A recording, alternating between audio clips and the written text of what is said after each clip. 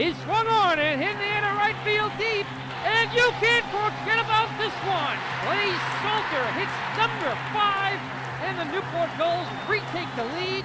This is the Newport Gulls pregame show, live from Cardines Field in Newport, Rhode Island. Gone! A grand slam! Left power, right tower power, and the Gulls walk off in the 15th inning! Coming up, interviews, stats, standings, lineups, and a whole lot more. Tomas steps on the back for one out, throws to first, it is in time, a double play. And that one is gone! Dylan Hefner!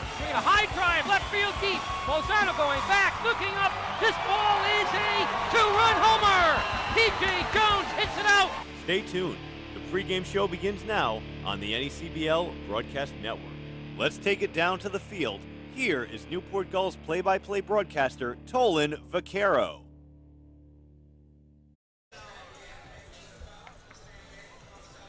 Good evening and welcome here to Cardines Field. I'm Tom Lima here on the NECBL Broadcasting Network, welcoming you to Cardines Field for Newport Gulls playoff baseball. It's Game 3 of the Division Semifinal Series. Danbury last night forced Game 3, while Newport took Game 1 on Wednesday. Up next, we have an extended pregame show. A lot of content coming for you right now. We're rolling some highlights from Game 1 of the semifinal series. Miss again got him with the changeup. Back-to-back Ks for Shriver. And he's looking very sharp out there on the 21 as Harris hits that one to deep right field. Ranging back on it is Ding Kong, and it's off the fence. Harris rounds first. He's going to go for 2 as he dives in head first. A leadoff double for Trey Harris. Comes set, and the pitch, swinging a slow dribbler towards Rufo. That's going to bring him 1. He goes to second, and it's going to be not in time at first. So Young with the RBI ground out, and the Gulls score first here as Powell squares around and bunts it down the first base line. It's a good one. And here comes the runner home, and it's going to be safe. Pitch, swinging a ground ball back up the middle. Base hit for Dixon. Young being waved around. He'll come in to score as the throw is cut off by Blake. An RBI single for Troy Dixon. And the Gulls take a 3-0 lead here in the bottom of the second. Here comes set the 2-2. Breaking ball, swinging a drive to deep right field. Ranging back on it is Blake. He looks up, and it is out of here. A 3-run home run for Steven Scott. And the Gulls take a 6-0 lead here in the bottom of the second inning. Stay hot, Steven Scott. The 1-1, swinging a high fly ball to deep left field. Ranging back on it is Chatfield, and that ball is off the middle of the fence. Young fields it. The throw comes into Kaiser. They're waving him home. The relay throw to the plate, and out by a mile is Kemp. Oh, what a relay there by the Newport Gulls. This is a broken bat blooper into center field. It's going to be another hit for Norfolk. They're going to send Nelson around. Here comes the throw. It is not in time.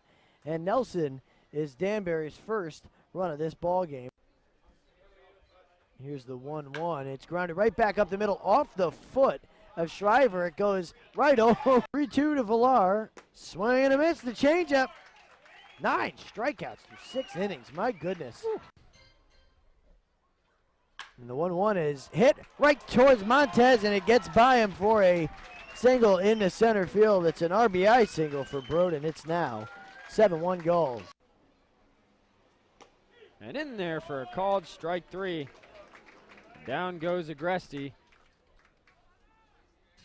And for Shriver on the game, that is his 10th strikeout. 2-2 pitch, swinging a drive towards deep right field. Ranging back on it is Scott, and that ball is gone. A mammoth opposite field home run there for Agresti as he hits it off the roof of the house. And the Westerners are within 5 here. The Gulls 7, the Westerners 2. See if he's taking all the way. A 3-1 pitch. Hit back up the middle, through the box, fielded by Fabio, who flips to second in time. Side retired. Another glove flip by Fabio. What a play to end this ball game.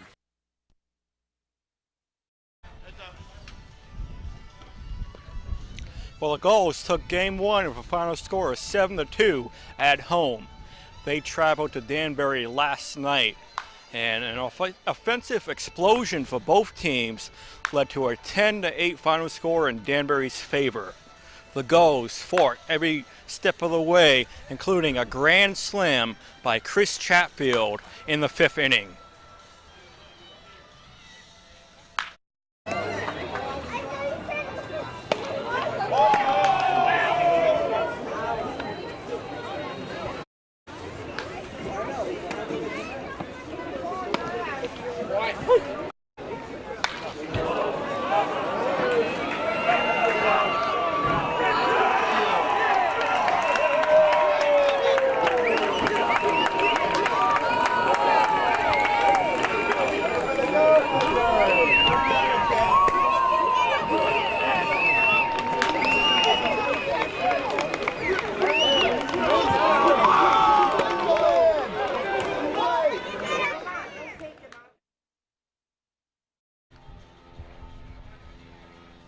Newport led after that game last night, but could not hold on as Danbury would score more runs for a final score of 10-8 and force Game 3 tonight at Cardings Field. It's a do-or-die game for the Newport Gulls and the Westerners. The winner will move on to the NECBL Southern Division Championship Series. Tolan Vaquero and Chris Walker have the call for you tonight as the pregame show begins now on the NECBL Broadcast Network.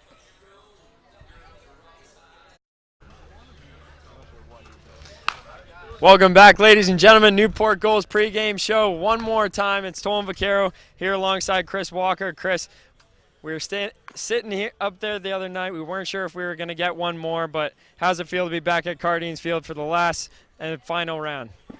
Well, making the trip isn't easy ever, but it's cool to be back here and to win a game at home and force a Game 3 and have a chance to go on to the next round. It's definitely a privilege to be part of it from my standpoint, but it's really cool to have won a game in the playoffs.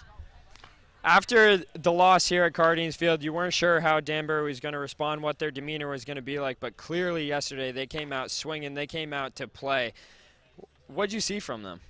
Well, obviously they lost 7-2. They really didn't have anything going offensively on Wednesday, and then yesterday, from really the first pitch, they were right on top of things. They scored 3 quick runs in the first 3 innings, and I always say you got to score early. And they didn't allow a ton of runs until later in the game. They did give up a big inning of 6 runs, but they scored 10. If you're going to score 10 runs, you're not going to lose many games that way. And that's basically the story. It was the offense that won the game again.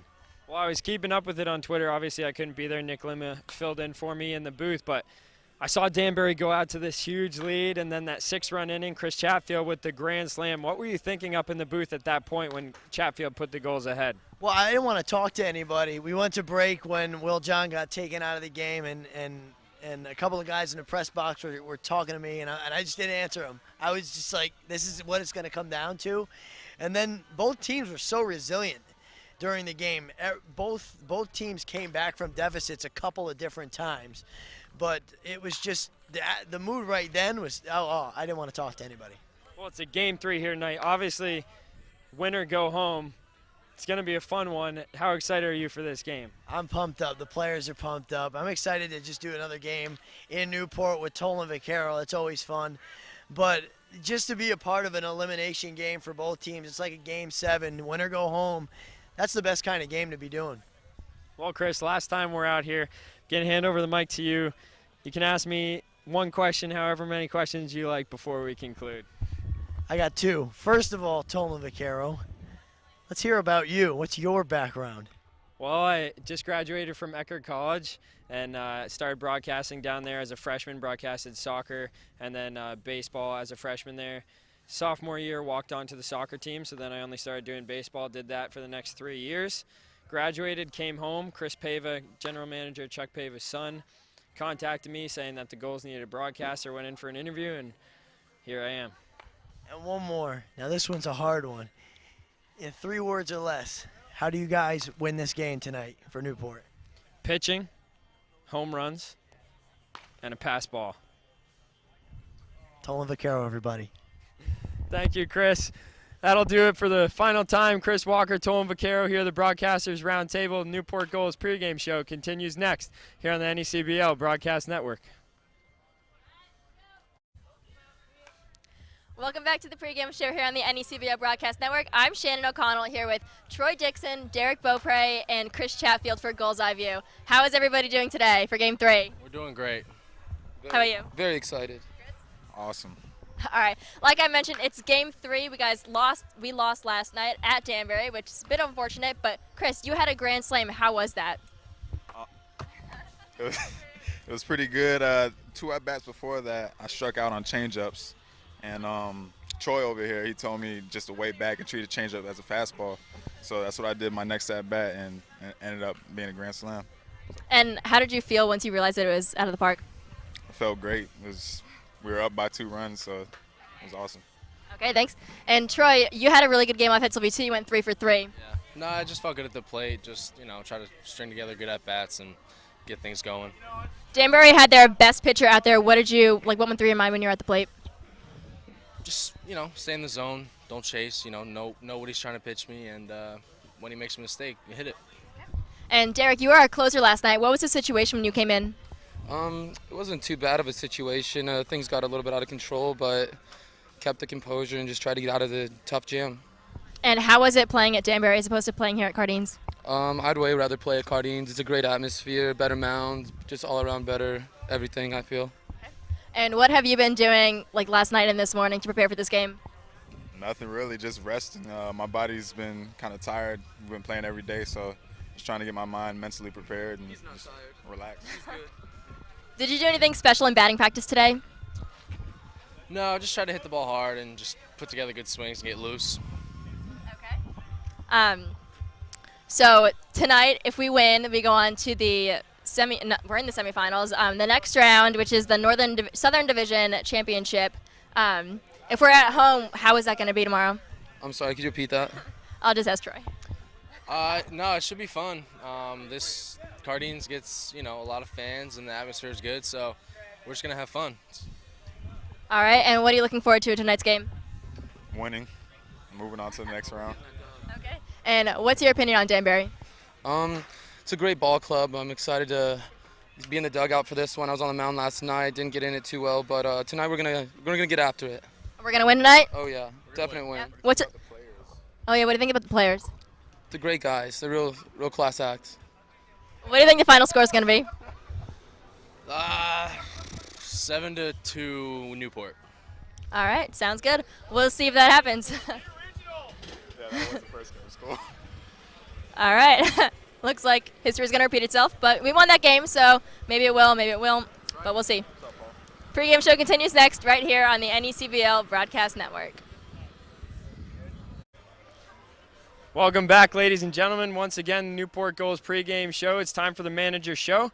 Tolan Vaquero here alongside head coach Al Leyva. Coach, it's good to see you again, but I wish that we hadn't been standing here today. Tough loss last night at Danbury. Game 3 tonight. Is there any difference prepping for an elimination game? No, you know what? We're both of us are our backs against the walls. Somebody's going home tonight and somebody's moving on tonight. So, you just got to play your game, and hopefully we'll do that. We played a really good game yesterday. Other than I don't think we just played defense. I thought we hit really well. I thought we pitched okay to win the ball game, but we just didn't. We didn't really catch the fly balls. We didn't get the ground balls, and that's just part of it. And we've been pretty solid defensively for a long time. But, last night it kind of got us. And, if we're going to make a mistake, you want to do it then, not on like tonight, or elimination round. So, we'll go back at it and see what we can do tonight. Coach, win or lose, what will your message be to the team if you win? What will it be to the team if you lose? If we win, well, then I get to talk to them at least 2 more times.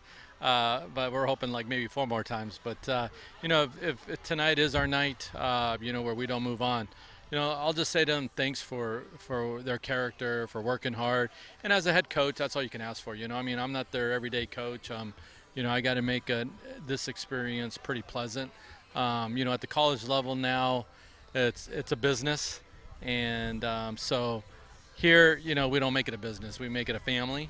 And the Gulls organization has done a good job with that. So as a head coach, that's all I can try to do is make it a family. A family type atmosphere here, and hopefully along the way they learn maybe a few things from me as well as I learn from them, and hopefully we'll win a championship still.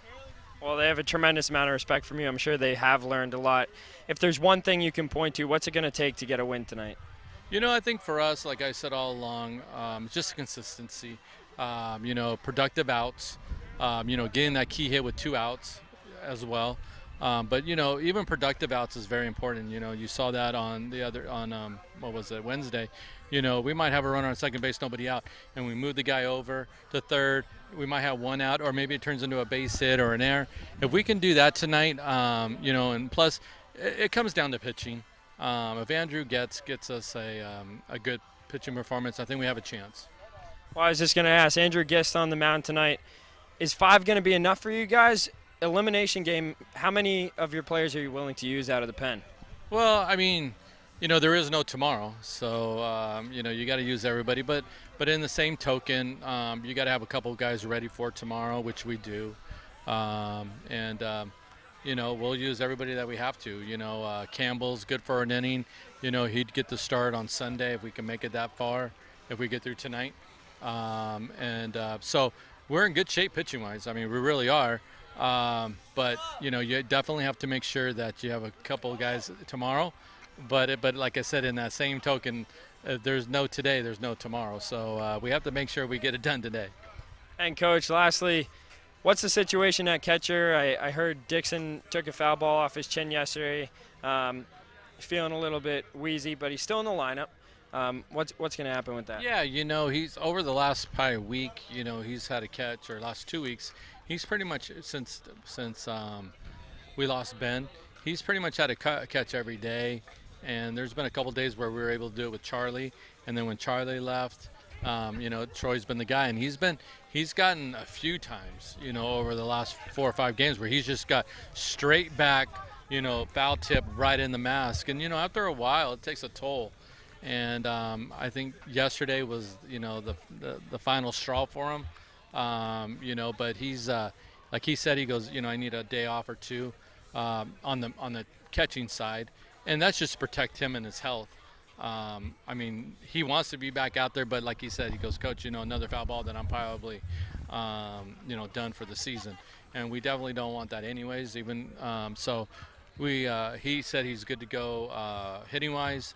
And so we'll ride that for as long as we can. And, we got, Nate receives very well. So we're just happy that we were able to sign him at the last minute. And that way we don't have to, we have another backup in Steven Scott.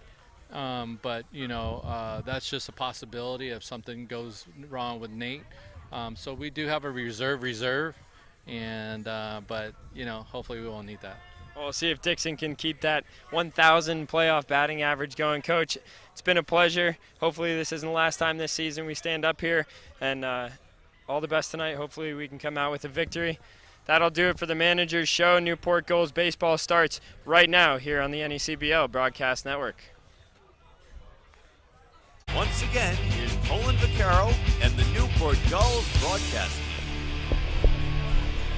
Well, once again, ladies and gentlemen, good afternoon and welcome to historic Cardines Field here in Newport. It's Game 3, do or die for Danbury and the Newport Gulls. Colin Vaccaro here alongside Chris Walker, statistician Jarek Krajewski. And Chris, it was a good game yesterday all around. It really was, Tolan. It was one of the more exciting games, period, that you'll see. And it was a playoff game on top of it all. At first, it looked like a typical Westerners effort. The Gulls scored first. It looked like it could have spiraled out of control early. But the Westerners really kept tabs on everything, and they kept everything within reach. Even the deficits that they were in, they were able to come out of because they didn't get down by so many runs like they did Wednesday night. Well, it seems like whoever has scored first or scored big first in this series has gone on to win the ball game. And for Danbury, we saw them with a couple key lineup changes last night. Mainly Ryan Kemp going into that number 2 slot, and he really performed for the team. Oh, you're exactly right, Tolan. He had a couple of hits last night. He had a huge hit. He had the not go-ahead hit, but he got on base with 2 outs to get that rally started for the Westerners late in the ball game. And it was the best move Josh Perro could have made, and it started with David Villar not being in the lineup, because he was hit in the face for the second time this year by a ball in batting practice. He was going down to field the ball, and while he was going to make the play, another one was hit and hit him straight on the left side of the face. He said he was good to DH last night, or pinch hit. Wasn't in the lineup. Said he was good to go today, but he had a headache this morning when he woke up. So it's precautionary. You can't let him go in like that. So he's out again. And that really opened the door for all of these new guys to produce, like Kemp and Tyler Dietrich, who had a hit last night as well. And Uttendorfer continued to hit. And the Gulls have a similar situation with our team leading hitter. He's hitting 1,000 through the NECBL playoffs, and that's Troy Dixon. Took a foul ball last night off the chin, and he was scheduled into DH tonight. They didn't want to put him behind the plate again, but prior to the game, I think a little concussion testing went on, and he has been a late scratch from the lineup. Mark Powell will take his spot in the DH role, but obviously a devastating blow to this Gulls team. Yeah. So we'll get you some recaps of the games in just a moment. We'll take a quick break. When we come back, the Newport Gulls pregame show continues here on the NECBL Broadcast Network.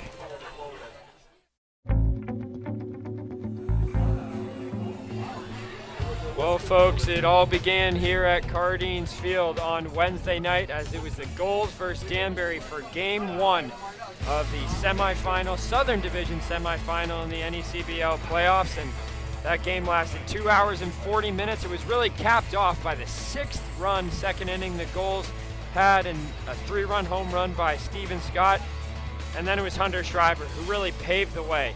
7 innings pitched, 4 hits, only 1 run, 1 earned, and 2 walks. He struck out 11 as the Gulls went on to win Game 1 here at Cardines Field. And then last night was Game 2 at Rogers Park in Danbury, Connecticut. Westerners were home, and the Gulls took an early lead in that game, getting up 1-0, but the Westerners really battled back. They in the next half inning, they scored 3 runs on a 3-run double by Coco Montez. He was eventually thrown out at third base, trying to stretch a double into a triple, but that got the Westerners off to the start they needed in this game.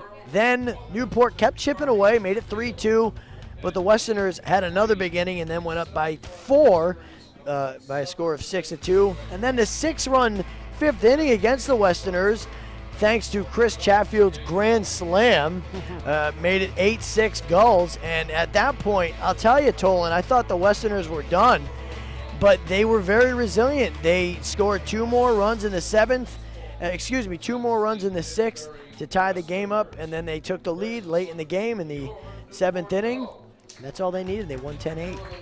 So it's been an exciting series so far as we head into Game 3 here at Cardines Field. It's a winner takes all in terms of going to the Southern Division final. Both teams will be playing as hard as they can to try to keep their season alive. We'll take a quick break, and when we come back, we'll have out of the other scores from around the league, as well as updated playoff standings here for you on the NECBL Broadcast Network.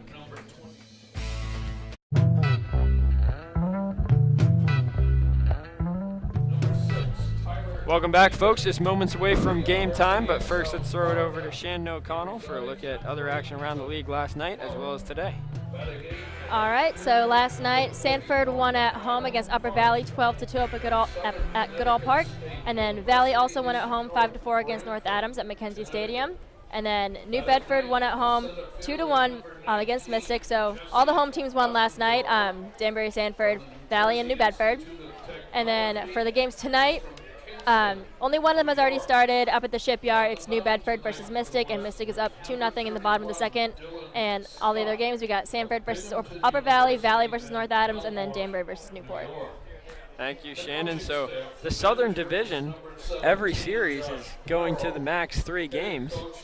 Well, I guess love there's it. only 2 series, but You gotta love it. It's cool. The home team has won every game in the Southern Division, and it makes things very interesting, especially with that New Bedford series being how separated the 2 teams are with records. Mystic is just so overpowering this year, and they lost a 2-1 game last night. well, the Gulls obviously with a little bit of home field advantage. You've mentioned every home team has won in the Southern Division, and the series, all-time playoff series versus Danbury now, it's the Gulls 9 wins, Danbury 2. The Gulls have never lost a playoff series to Danbury. Of course, this Westerners team's looking to change that, and they very well could do so. Some key players out for the Gulls, but also for Danbury as well. Right, and the feeling around the team today is a lot different than it was even yesterday before our game. The feeling around the team is, yeah, we can beat them. We just beat them. Let's do it again. It's kind of cool to see how from game 1 to now the mentality's really changed to now we can do this. We've already done it this year. Or yesterday we did it. Do another time. For you guys, I'm sure we've beaten them once. Here, you guys definitely have the advantage. No doubt about that tonight. Should be fun. So what do you think the key is for Danbury here? I mean, some guys you really didn't expect to perform came out firing on all cylinders last night. Do you think that they can come out and repeat that performance? Well, yeah, it's going to be important for guys like Tyler Dietrich, who's DHing for the 2nd straight night. He needs to produce. Ottendorfer's going to have to stay hot. Kemp is going to have to stay hot. But more importantly than that, pitching. Dylan Stock is on the hill today. He needs to have a good start. If he has a bad start, the Westerners aren't going to win the game. He's got to go 4 or 5 innings. 5 would be great. Give up 1 run, maybe even 2 runs. But if he keeps it to 4 or 5 innings, 1 or 2 runs allowed, the Westerners will be in good shape. You got to avoid that big inning again as well. Yeah, both teams need to avoid that big inning. It's going to be important for these starting pitchers to go a long way. It's going to be Andrew Gist on the mound tonight for the Gulls. But a key to the game for the Gulls is, everyone's got to step up. They have some guys in the lineup who normally wouldn't find themselves there tonight with the injuries of Troy Dixon. And so they're going to need the bottom of the lineup to step up, as well as their key guys to really come out and produce as they have really all season if they want to come out here and advance their season. But I was talking to Coach Leva before the game, and he said that this is potentially the last game, so they're going to throw everything they have at Danbury. They're not going to rest anyone in hopes of making it to the next game. It's win or go home tonight as we take it down live on the field for the singing of our national anthem here tonight. 6 years, along with their husband Ray Berberick. Ladies and gentlemen, Gail Berberick.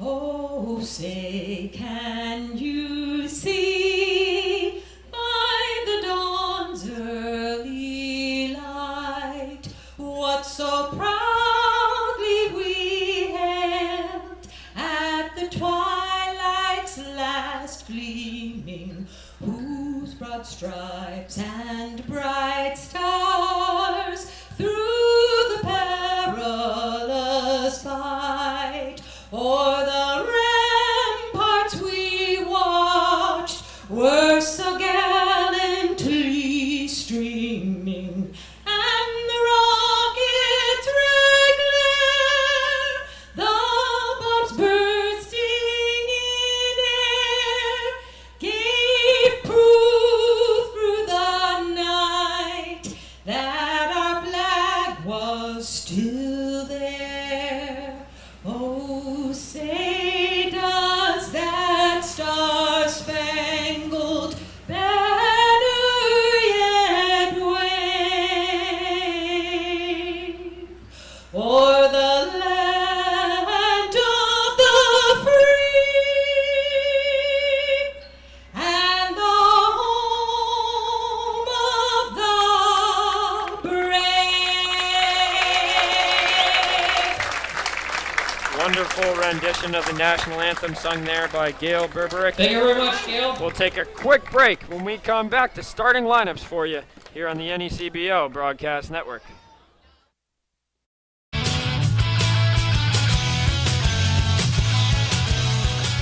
Welcome back, ladies and gentlemen, to Cardines Field. First pitch is almost here of Game 3, the decisive Game 3. But first, let's get the starting lineup for the Danbury Westerners. Well, thanks, Tolan. Batting first, leading off is the shortstop Coco Montez. As usual, it's really the same as yesterday with a couple changes. Ryan Kemp back in the second spot, playing second base today. Paul Rufo hits third and plays third.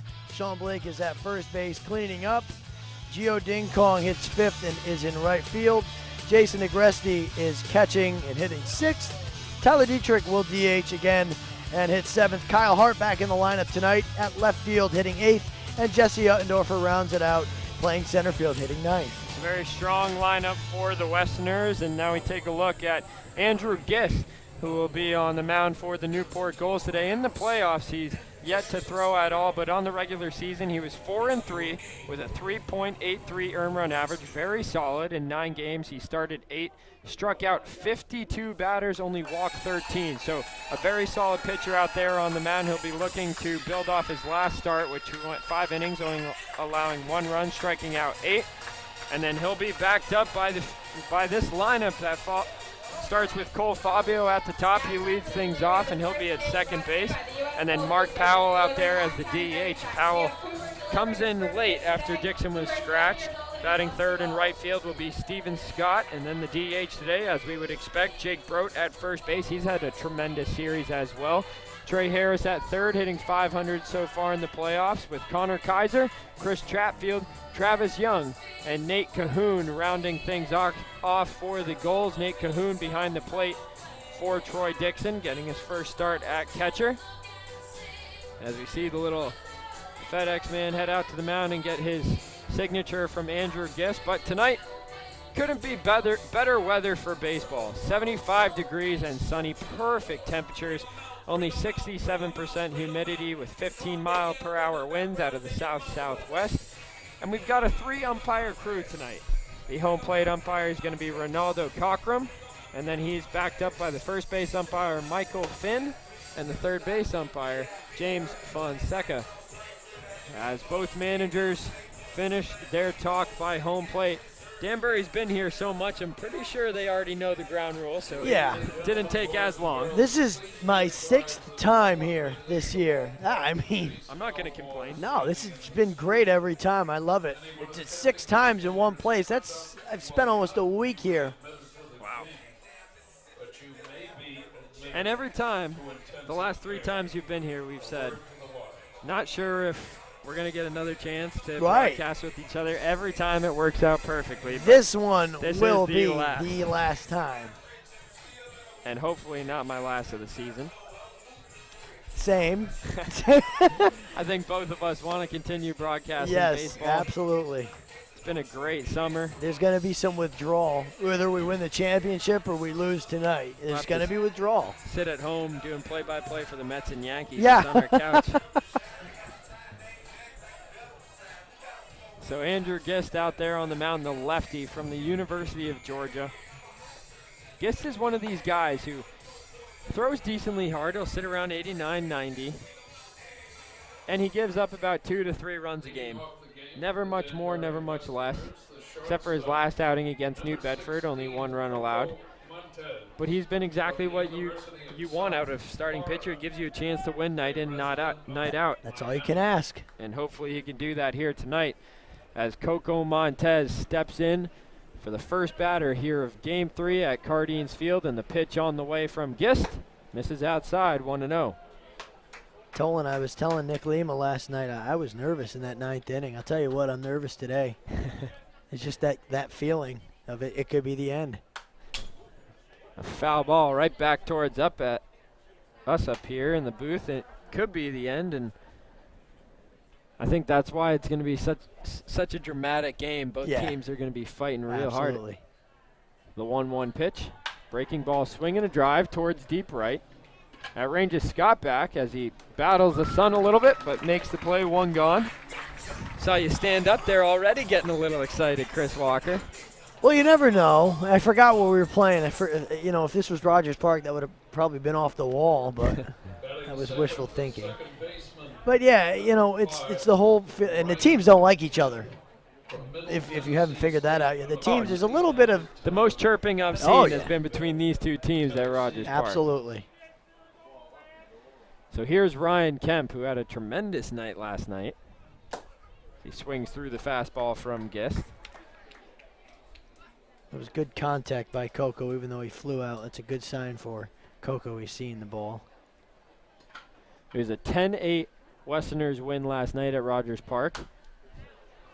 As Kemp fouls that back out of play quickly, 0-2. Kemp last night went 3 for 5 with an RBI and 2 runs scored in that number 2 hole. There's a lineup change for the Westerners. The 0-2 pitch. Breaking ball swung on and missed. 4 out number 2. A good, what looked like a changeup out of the hand of Gist. And that's a good sign for the Gulls. And Kemp tells Rufo what that was. That was a good, real good looking pitch. Kemp was way out in front. He wasn't ready for it at all. Good start for Gist in this ball game. You love to get the 2 quick outs.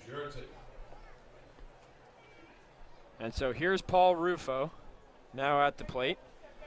Gist looking for a quick 1-2-3. The pitch, swinging a foul back. Just missed our camera woman up there on top of the dugout. That's why they have the L screens up there. My goodness. So 0-1 the count to Rufo. Gist out of the windup.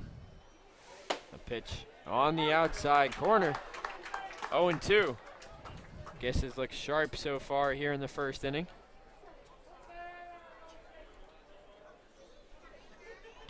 Just playing with the dirt out there on the mound a little bit. The grounds crew's done a great job here tonight. The field looks terrific, apart from the brown spot in the outfield.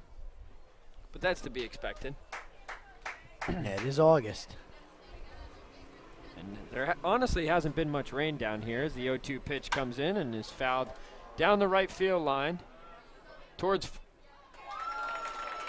Steven Scott out there, and we can't really see, but he comes away from the corner of the warehouse, and he apparently has made the play. So a 1-2-3 inning for Andrew Gist here in the first inning, and we head to the bottom half. It is the Westerners nothing, and the Gulls coming to bat here on the NECBL Broadcast Network.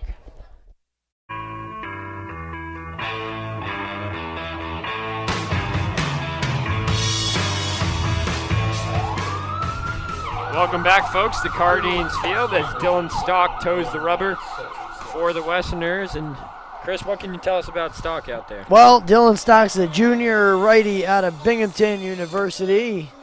Didn't know if he was going to start this game today, but he is. He's 1-3 this year with a 4.95 ERA. He started out of the bullpen. That's where he pitches at school, out of the bullpen, but he's been used as the number 5 starter for the Westerners ever since the beginning of July, maybe towards the middle of the month of July.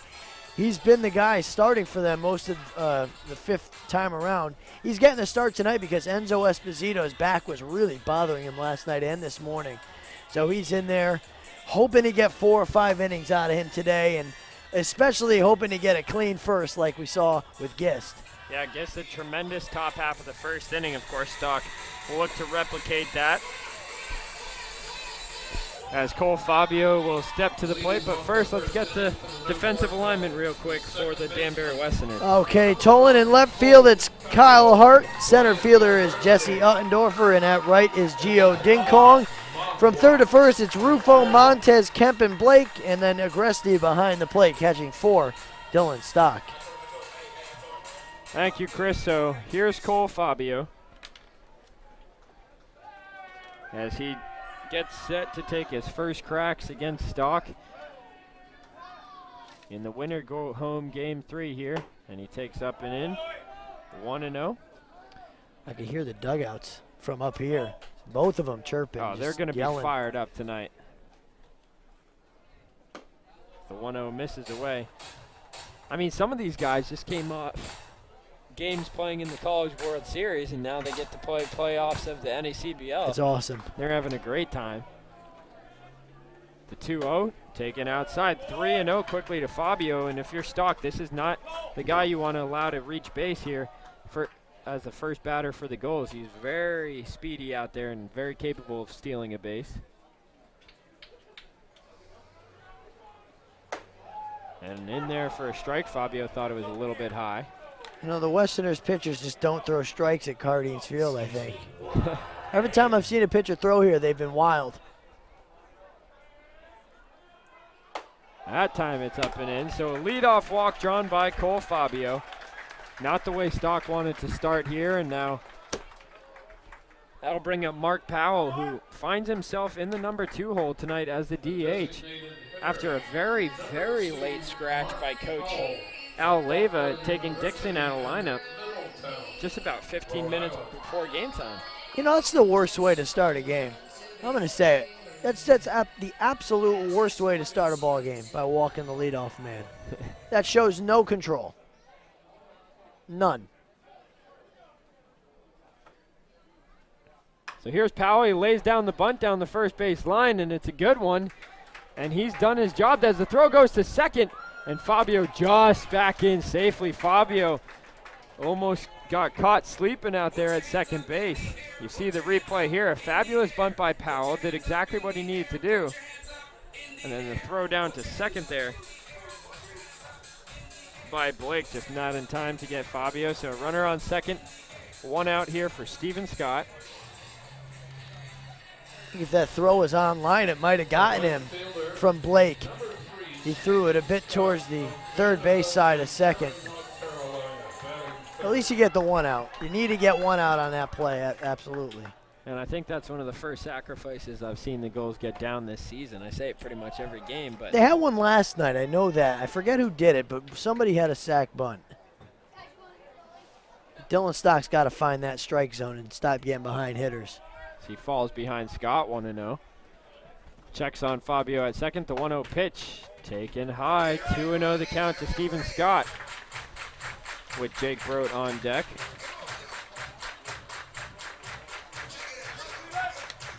Jake Brote, who waits on deck, hitting .556 in the NECBL playoffs, 5 for 9. Steven Scott hitting .125 with 1 hit, although that hit was a 3-run bomb to right field. As the count now 2-1. That's what the Westerners are trying to avoid. You don't want to give up a big inning. If they give up a big inning, you're not going to win the game early in the game. It's that simple. And the 3-1 misses outside. Or 2-1 pitch misses outside. That would have been ball 4 had it been the 3-1. Thanks, Chris, for the friendly reminder. So Steven Scott during the season was second in the NECBL for home runs, third in the NECBL for RBIs, as he takes in there 3-2 the count.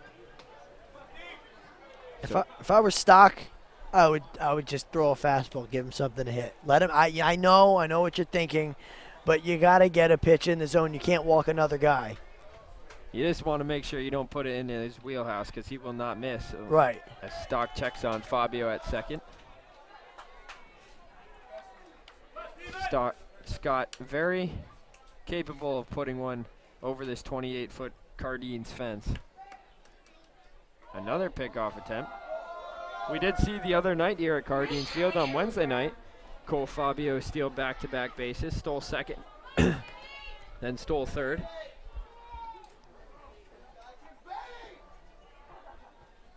A 3-2 pitch fouled back into the screen. Nice cut by Steven Scott. Good job by Stock going right at him, though. Not backing down and trying to paint corners. Because if you try to paint corners, you're going to miss because Stock doesn't have the control to do that.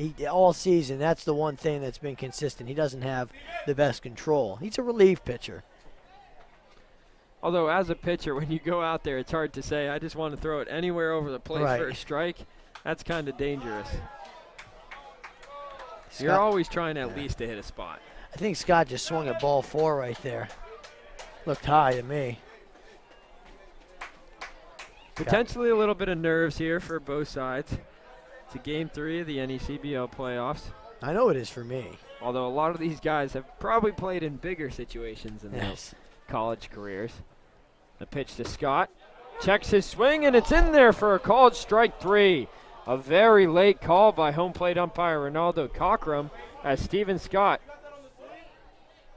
has some words down there for Cockrum, and he asked him, and Cockrum said that he went around, and that's why he rung him up. Really? Which, that's surprising to us. I thought maybe it was just a strike at the knees. Oh, I don't think he went around. And that's the problem Steven Scott had there, is Cockrum told him he rung him up on the swing. I mean, if you're going to call it strike 3, sure. I mean, it looked borderline, but I didn't think he swung. But anyways, I'll take it. Well, Stock needed that. 2 outs here now in the bottom of the first, and Jake Brote at the plate. Hitting over 500 in the series as he takes the breaking ball in the inside corner. Breaking ball looks good for Stock early on in this game. He'll need that. If he can get that breaking ball over consistently, command of his secondary, and then find that command of the fastball, that's been kind of erratic tonight. As Brote dribbles that on the ground towards Montez, fields it on a hop, throws on the run over to first in time. Side retired, so Stock able to get himself out of a little jam here with a runner on second and nobody out. But the Gulls get no runs on no hits. They leave one on, and we head to the top half of the second inning here at Cardines Field. Still no score on the NECBL Broadcast Network.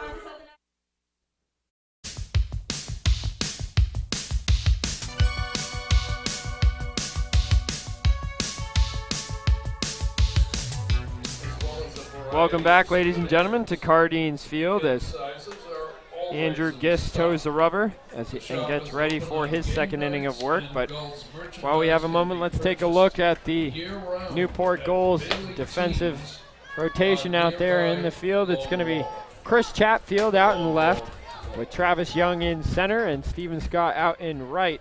And then around the diamond from left to right, Trey Harris at third, Connor Kaiser at short, with Cole Fabio at second, Jake Brote at first, and Nate Cahoon behind the plate tonight with Andrew Gist on the rubber. It's a tough part of the Danbury lineup coming up. As that pitch hit right back up the middle, fielded in the hole by Kaiser, who throws on to first. One pitch and one out here in the top of the second for Gist. Well, a couple of hard hit balls off of Gist, but they were hit right at people. That's a good sign for Gist. And it's always good when you get a one pitch out. Well, it always bodes well for going late into ball games. Sure. He resides in Brooklyn, New York. As that brings up Gio Dingkong now. First pitch on the way from Gist. He is inside and low, 1-0. And I think you noted it, Tolan. The Westerners love swinging early. They do it so many times. They swing at the first pitch more times than not, that's for sure. As he swings through the fastball there, does Dingkong, 1-1 the count. So Dingkong, another one of these Danbury players that I believe had a fairly good night last night. Yeah, 2 hits. The 1-1 pitch, driven Look, foul, oh boy. Watch out, grounds crew.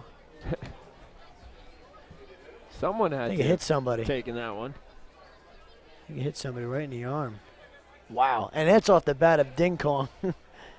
That was a rip. That's a rocket right there. So 1-2 the count. See if Gist goes to that changeup. The Westerners in this series have struggled against the changeup. They have. The 1-2. He does, but it is low. Gio had 2 hits. He struck out twice, which is kind of what he does. But he did have 2 pretty big hits in that game. The 2-2. Lays off the high fastball. Good eye from Dingkong. He's worked the count full here with 1 out in the top of the second. A 3-2 pitch. Swing and a miss. He got him with the fastball up. Second strikeout of the game for Gist. And he's looked good so far through 5 batters. It's been 5 up and 5 down as Jason Agresti comes to the plate now. Number 20, Jason Agresti. Well, you got to expect Gio to strike out at least once a game. He does have more strikeouts than games played by quite a big margin, so he's going to do it once or twice a game as long as he makes up for it later. So here's Agresti, who was 2 for 4 last night with an RBI. Also struck out twice. First pitch hit on the ground, left side, into left field for a base hit past the diving Trey Harris. So a two-out single from Agresti, first hit of the game for the Westerners. You got me excited, Tolan, for a second. You almost said RBI. I was like, what? Good. Jay's been swinging a hot bat. Right up to the end of the season, he was starting to pick it up, and then he's had a pretty good playoff, so good to see him continue. And so that brings up Tyler Dietrich now. Couple of hard hit balls, though, off of Gist so far tonight. And that was the first one that's really found a hole. And then that pitch ripped down the first base line, just foul. Had extra bases written all over it for Dietrich. And TD has been picking it up. Again, with Dietrich, it's about reps. If he's in games, he's going to hit more consistently. When he gets erratic chances to hit, he doesn't hit. And that's the same with anybody. But he's been in the lineup a lot more, and he's been hitting a lot better. And he was 1 for 3 last night with 2 runs. A pitch from Gist hit back up the middle towards Fabio. Fields it on a hop, flips to Kaiser. That's second. And the side is retired. So Gist with another good inning of work here in the top half of the second. We head to the bottom half. Still no score here in Game 3 of the Southern Division semifinal playoffs on the NECBL Broadcast Network.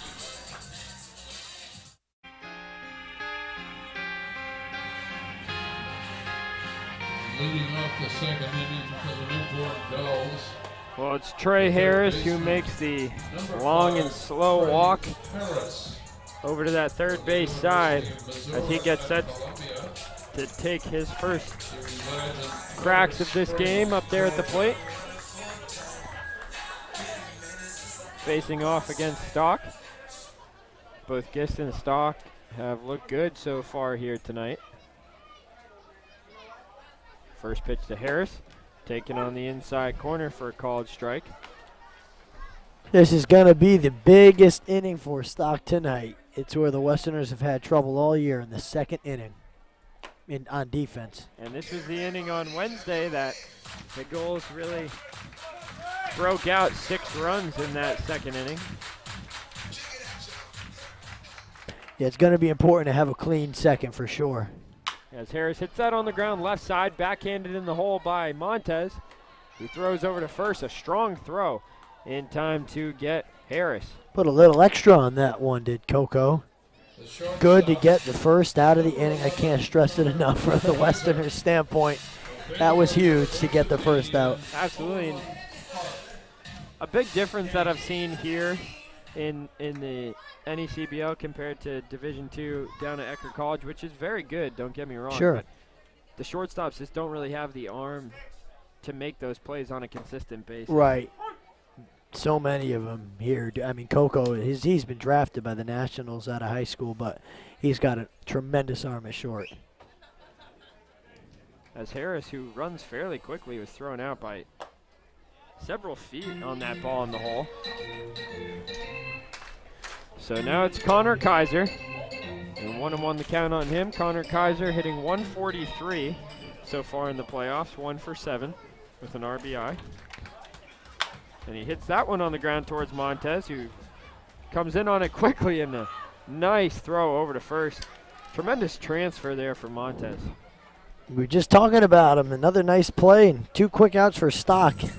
You see the replay here. Watch how quickly he transfers this to his throwing hand, and an absolute bullet over there to first. Yeah, if Montez fixes his bat and tweaks a couple of things and gets used to the speed of pro ball, I could certainly see him playing in a minor league system very soon because of that. A throw like that, he's a very comfortable shortstop. So here's Chatfield, who takes on the inside corner, and there's 2 outs here in the bottom of the second. Stock has thrown minimal pitches in the inning. He misses inside with what looked like a curveball. Yeah. He's got a nice curveball. If he goes 1 or 2 innings out of the pen, he throws about 4 miles an hour faster than this. It's pretty weird. I mean, you'll see that with starters turn relievers or the other way around. But he knows that he's got to go a while today because not everybody's available tonight. Are you guys going to be saving some arms? Well, I'll tell you what. Ryan Testani should be able to go tonight. Jag Yellow should be able to go. He pitched the 9th last night, but he can go 2 nights in a row. Josiah Gray should be good. If you get 6 innings, as they're swung and missed, if you get 6 innings out of Stock, which would be huge, you could go to your bullpen and be just fine tonight. Snyder only went a third of an inning as well last night. So, yeah, they've got guys, but you don't want to get out of a game early if you're Stock. Chatfield hits that one on the ground, first base side. The throw goes to Stock, who just gets to the bag before Chatfield, and the side is retired. So 3 up in the inning and 3 ground balls for Stock. We head to the top half of the third here at Cardines Field. Still no score on the NECBL Broadcast Network.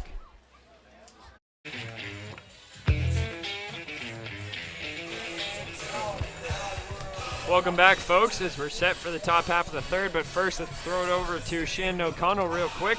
She'll update us on other games, playoff games around the league.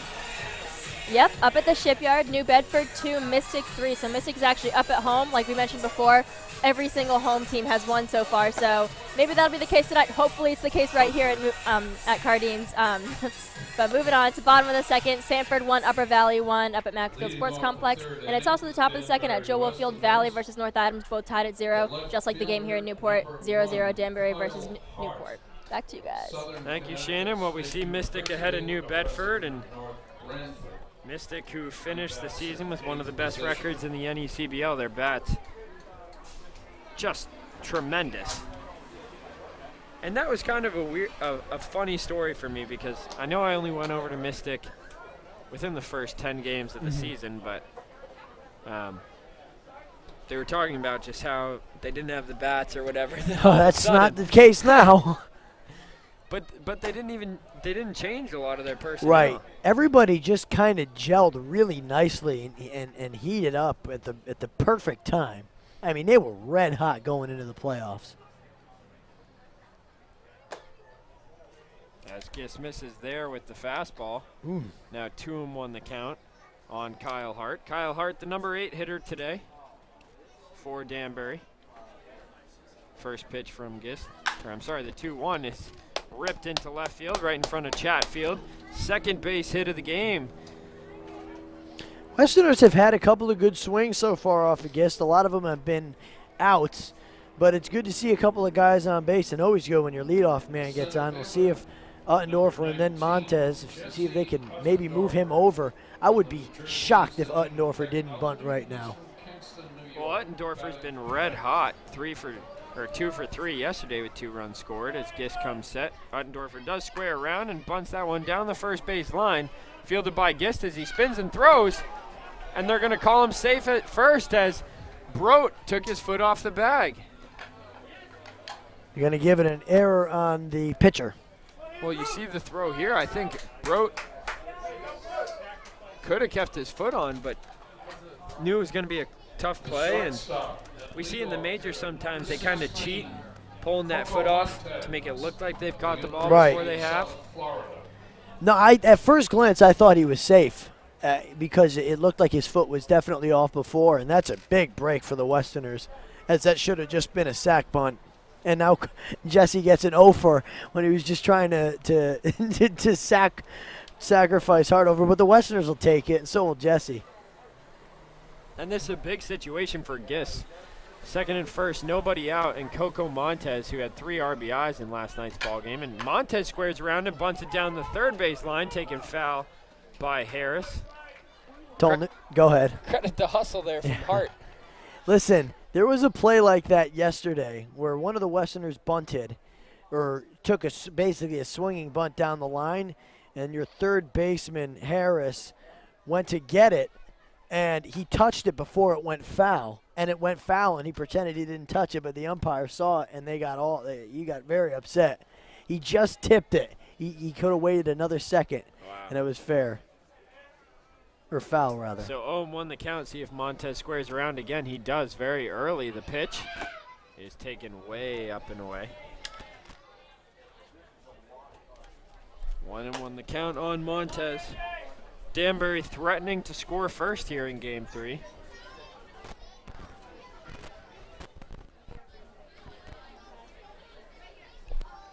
As Gist comes set to pitch, Montez takes it on the outside corner for a called strike 2. If you're Montez, you got to get that bat on the ball. That's on the outside corner. I was surprised he didn't put a piece of that bat down on the ball. Well, he'll be swinging away here, and he's got to put the ball in play somewhere. Right. So many times the mentality is you're mentally screwed up now because of the bunt. The pitch swung on and fouled back into the mask of home plate ump Cockrum, and he's right back at it. What I meant to say was if a hitter squares to bunt and misses and then has to swing away, it messes with their head, and their head's not in the at-bat anymore. So many times I've seen that this year. Yeah, I mean, that's definitely true. Yeah. Having played baseball. But then you see the guys who go up there bunt, threatening they're going to bunt, pulling it back. Pull it back, right.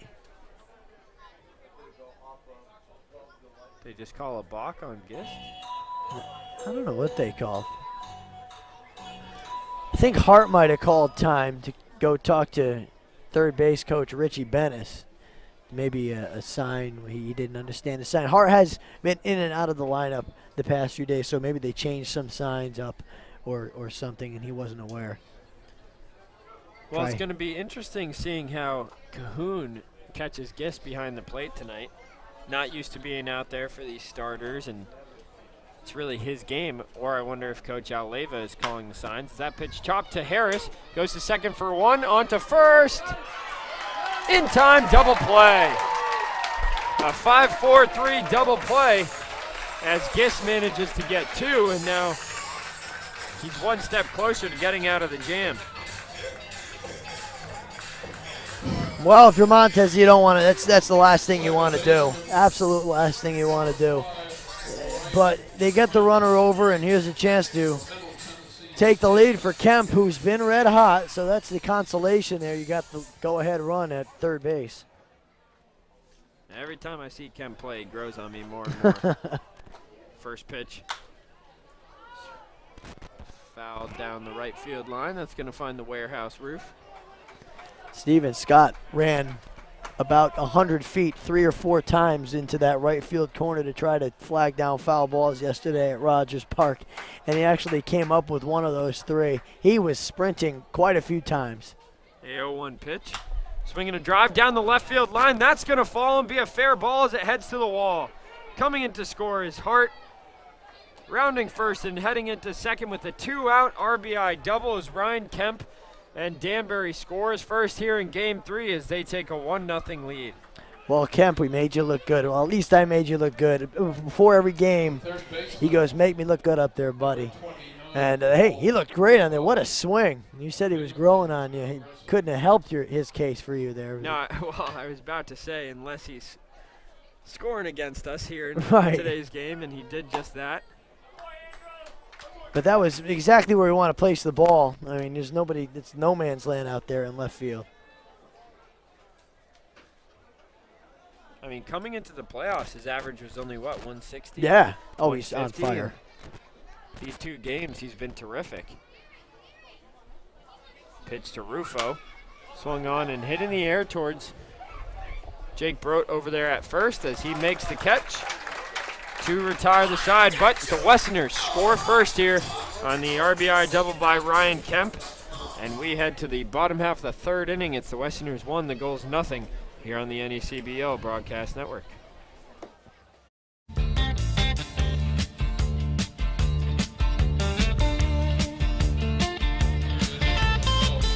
Well, we're back here on the NECBL Broadcast Network, bottom half of the 3rd inning here at Cardines Field with Travis Young coming to the plate.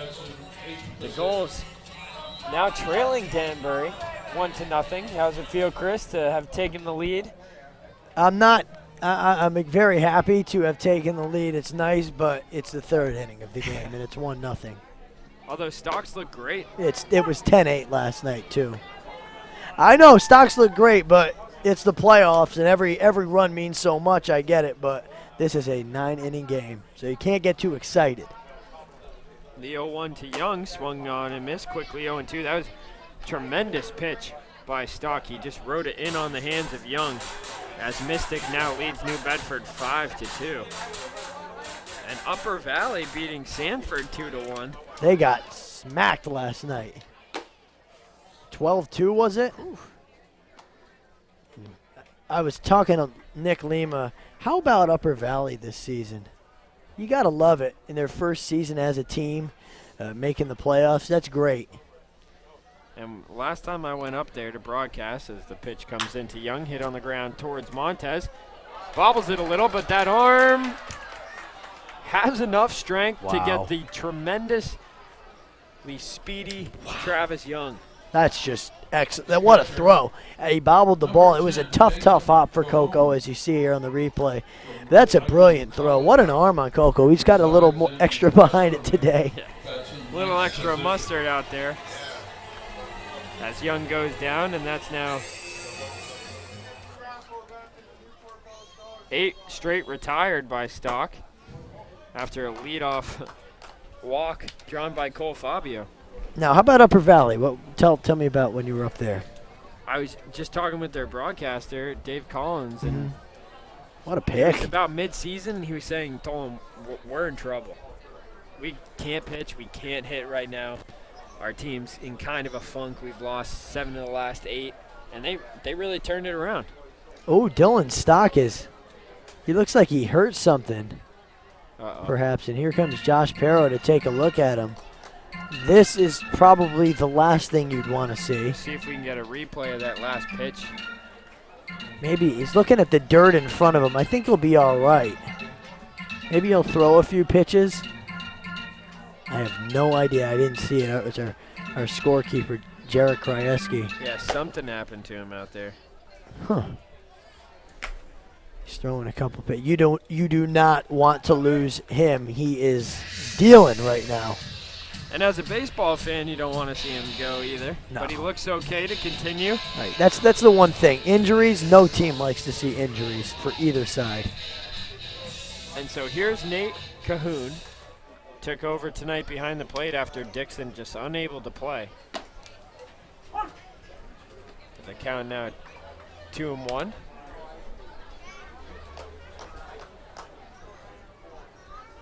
Stock looks good out there. The 2-1 pitch. Fouled down the first base line towards the scoreboard.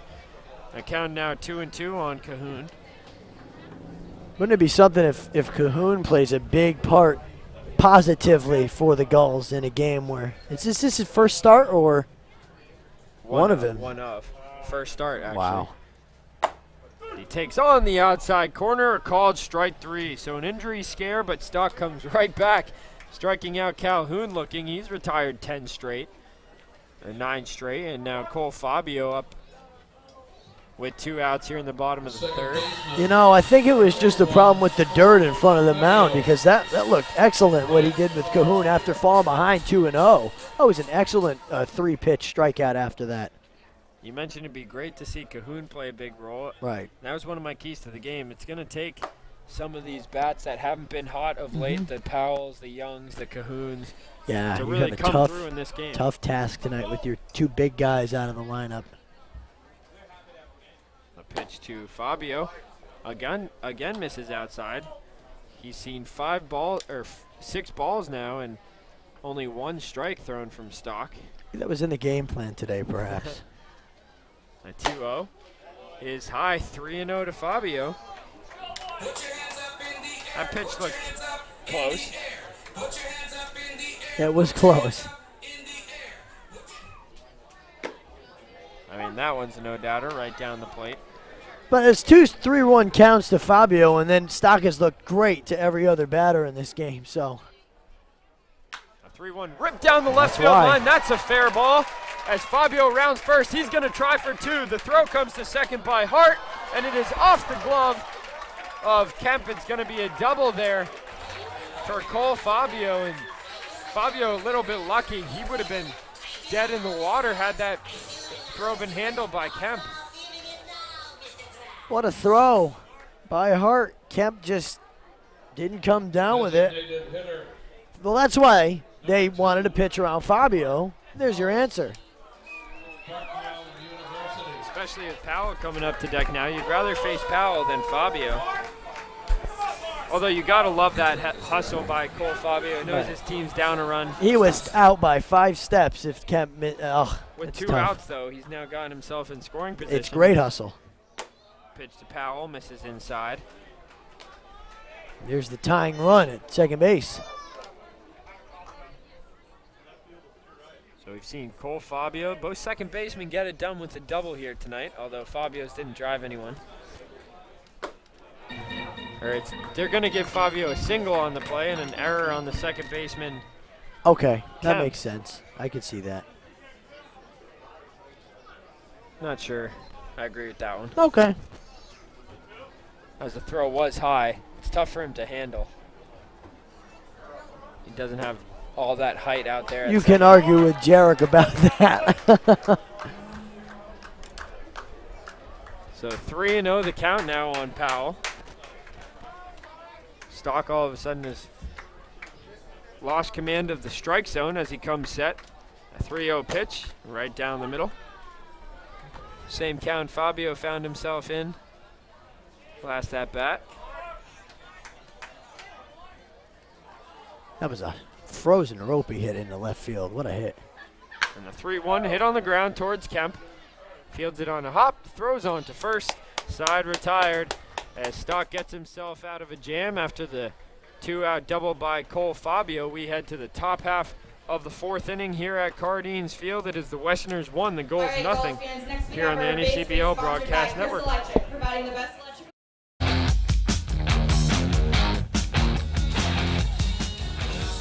Well, we're back once again with the top half of the 4th set to get underway. It's been a pitching duel so far here today with the Westerners, the only ones able to push a run across. And here to take you through innings 4, 5, and 6, voice of the Westerners, Chris Walker. Thanks so much, Tolan. I tell you what, I'm nervous. You're nervous, but I'm nervous. You gotta embrace the nervousness, though. You know what the situation is. It's okay to be nervous, and well, here we are in the 4th, 1-0 Danbury. Sean Blake, Gio Dinkong, and Jason Agresti due up against Gist, and the first pitch is the breaking ball in there for strike 1. These 3 were the first 3 batters of the 2nd inning as well. Sean Blake grounded out to short last time, and the 0-1 is swung on and missed quickly. 0-2. Good spot there by Gist with the fastball, keeping it low and away. Now for the Westerners, as the 0-2 is ready to be delivered, I'll get to it after this. The pitch is upstairs, 1-2. For the Westerners, it'll be important for them to try to extend the lead. 1-0 lead is about as, it's not safe. It's just not safe. You could, 1 run is 1 batter. So you got to extend it and try to make it harder for Newport. If you're Gist, you just keep it where it is because he's pitching pretty well still. The 1-2 is in the dirt, 2-2. Good job by Blake to hold up. But this is the part of the order you want up to try to score more runs. So they need to produce these 3 guys, Blake, Jinkong, and Agresti for sure. 2-2 on the way, and it's fouled off right near the gate to go onto the field. 2-2 still. Well, I think for both sides, this is the part of the lineup that needs to produce for the Gulls. Absolutely. The Stephen Scott, Jake Brote, Trey Harris types. And they're due up. This one's a broken bat blooper towards shallow right field. The play is made by Fabio, and there's 1 away. Bat broken at 2. Shattered. Look at that. Wow. Almost in half vertically. Check the bat for some corking down there. I bet. I remember when I was a little kid watching a game and Sammy Sosa broke his bat and then they were checking it out and he had corked it. Yep. He would do that. Here's Gio Dinkong, 0 for 1 with a strikeout. He swings and misses there. It's 0-1. That's the thing with Dinkong. You could take all the strikeouts. It's kind of like David Ortiz. When you get a hold of one, it's huge. Here's the 0-1. He misses that one as well. Looked like the change. It's 0-2 quickly. Guess he's gotten ahead of both guys, 0-2. Apart from that single from Hart and double from Kemp, Giss has looked terrific out there. Sure has. The 0-2 to Gio Ding Kong is swung on and missed, and down for the second straight time. Swinging is Ding Kong. He's 0 for 2, and that brings up Jay Agresti, who singled in the second. Well, that's the third strikeout of the game for Gist, and lately he's been generating a few more strikeouts. That was his, after last game out against New Bedford, he struck out 8. And in terms of the NECBL, he was the leader this season out of the whole league, Northern and Southern, with 52 strikeouts. Wow. You would have thought Shriver was the leader after his performance on Wednesday. He almost had a fifth of that total, 52. Shriver was only put into that starting role halfway through the season. Right. 0-1 to Agresti's fouled straight down, right underneath Cahoon. It's 1-1. And that's because apparently he wanted to show his coach at Vandy that he was capable of starting, which I think he's proved his point. Right. We were saying Wednesday that's a look at me, I'm trying to get drafted kind of performance right there. Any scout would love those numbers from Wednesday night's start. He was below 100 pitches as well, 11 strikeouts. Just excellent. He had great stuff all night. Here comes the 1-1. It's fouled off first base side, well out of play. Probably almost made it to the firehouse. 1-2. So you'd be sticking around Danbury for the rest of the summer? Well, that's where I live, yes. I certainly will be. But I'll be on the golf course quite a few times, but the season isn't over yet, obviously. I'll have to come up there for a round. Hey, anytime. I got you. Over at Richter Park Golf Course in Danbury. Beautiful golf 120? course. Who, you or me? You. Me? Oh, no. Maybe the first round back because I haven't played in a couple of months. But when I'm good, I'm mid to low 80s. Whoa. All right. Yeah, I play. 1-2 to Agresti is swung on and missed. Strike 3. And that's it for the top of the fourth inning. The Westerners go down 1-2-3 with 2 strikeouts. We go to the bottom of the fourth. 1-0 Westerners over the Gulls here on the NECBL Broadcast Network.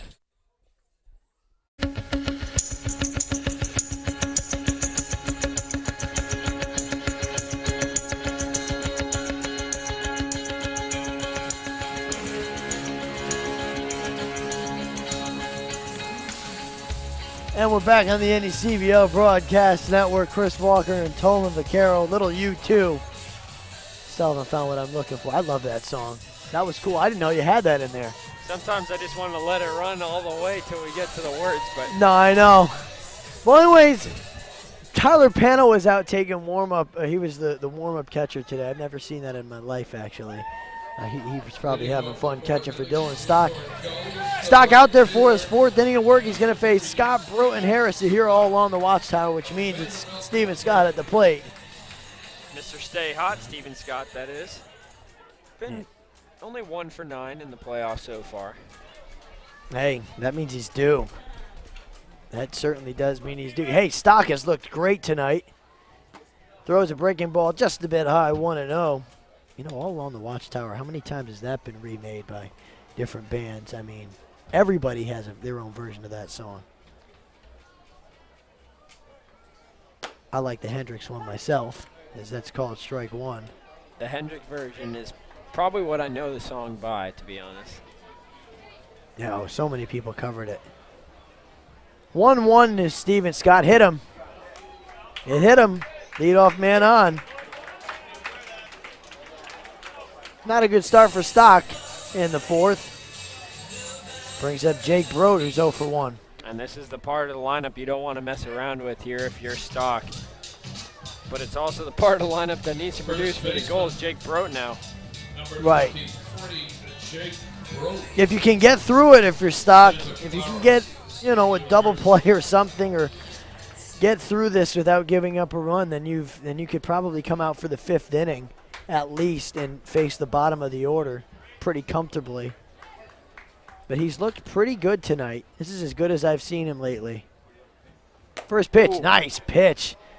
Big swing and a miss from Jake Broad. He had a couple of those huge swings last night as well. Well, that's the definition of a cut there by Broad. He's trying to hit the houses out there in left field.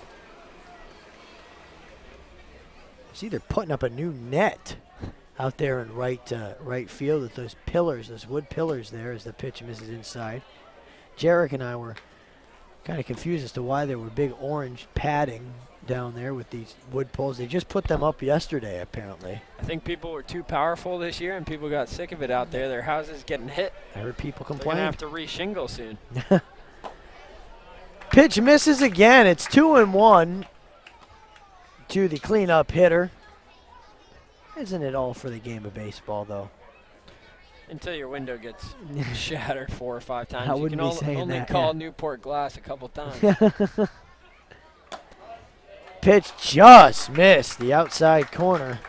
Count runs to 3-1 on Brote. Throw over to first just to check on Scott. Wouldn't imagine he's a big threat to steal. Got to be careful if you're stock here. Brote probably sitting dead red on the fastball. 3-1. Fastball, he went around. You're exactly right. And it wasn't the fastball. It looked like the changeup. And Brote was going to swing regardless. And now it's 3-2. He knew it just too late.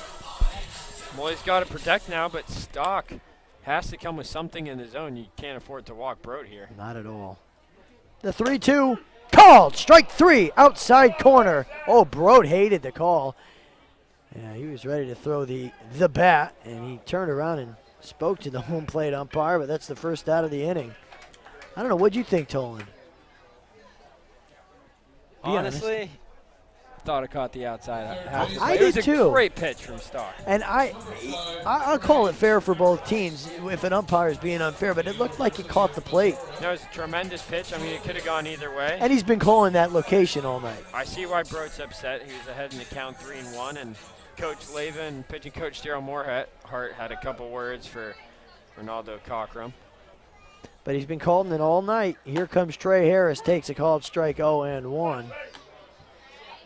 And if a guy's calling something all night, you've got to adapt, and he could have fouled that off.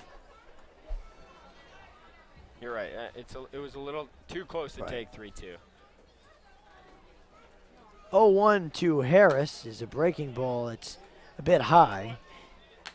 1-1.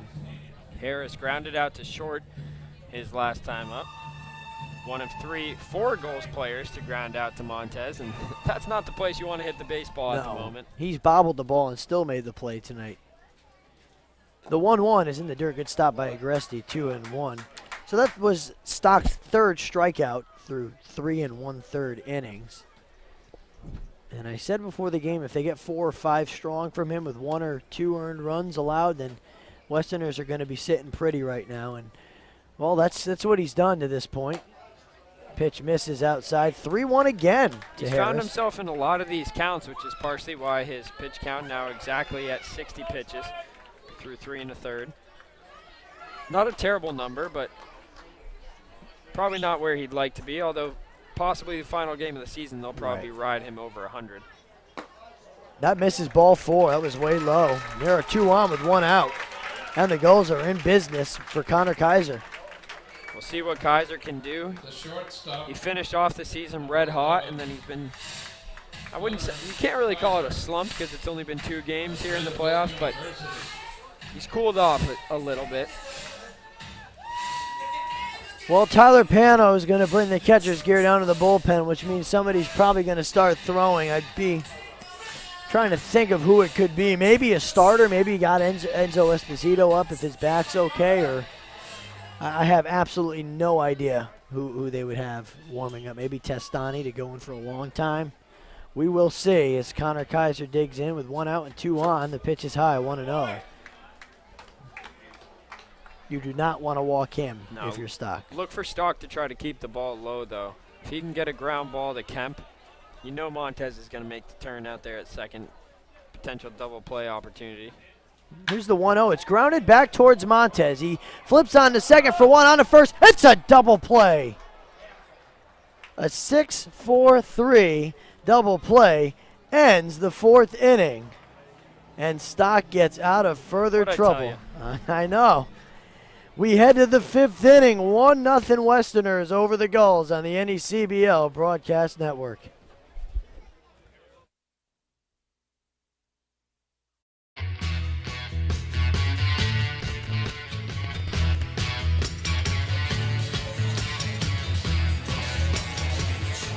Here we go on the NECBL Broadcast Network. Get ready for the 5th inning. Chris Walker alongside Tolan Vaquero. It's 1-0 Westerners over the Newport Gulls here at Cardines Field in Newport, Rhode Island. Just an awesome place.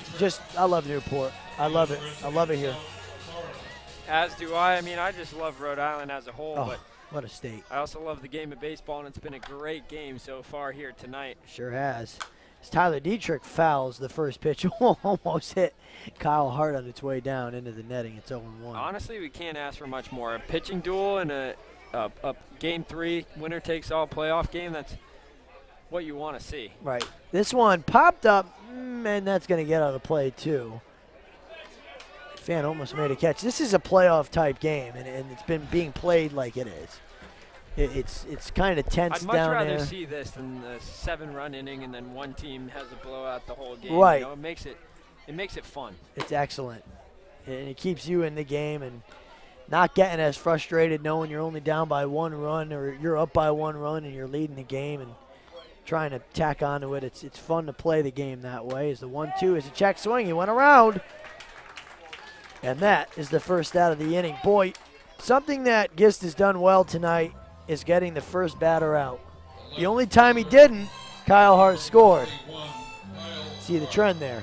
I do see the trend there, and that's the 5th strikeout of the game for Gist. Brings up Kyle Hart, who did score the only run of this game back in the 3rd. Also single. Pitches well inside. He has to get out of the way. It's 1-0. I like that pitch from Gist brushing back a little bit.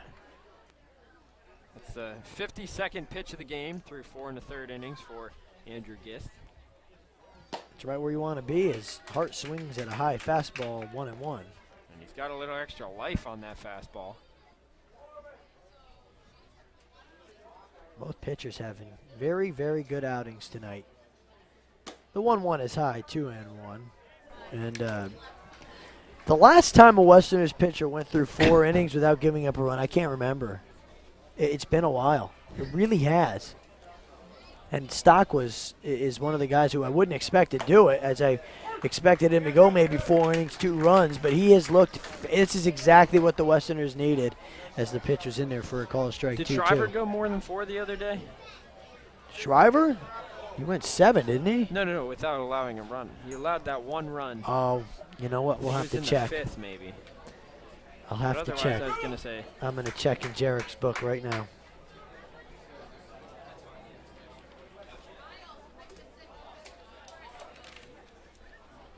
As the pitch is fouled off, remains 2-2. So on the 3rd, the Westerners scored their first run in the 5th inning. You're exactly right. It was Ryan Nelson. With the home run? Yes. Opposite field homer? No, that was Agreste's home run. Oh, okay. Nelson, I think, had a single and then scored later. The 2-2 is inside again. He brushed him off again. Again, not a bad idea to set maybe something up. Even if he throws it over the plate, Hart's still backed up with a full count. Fastball or changeup away.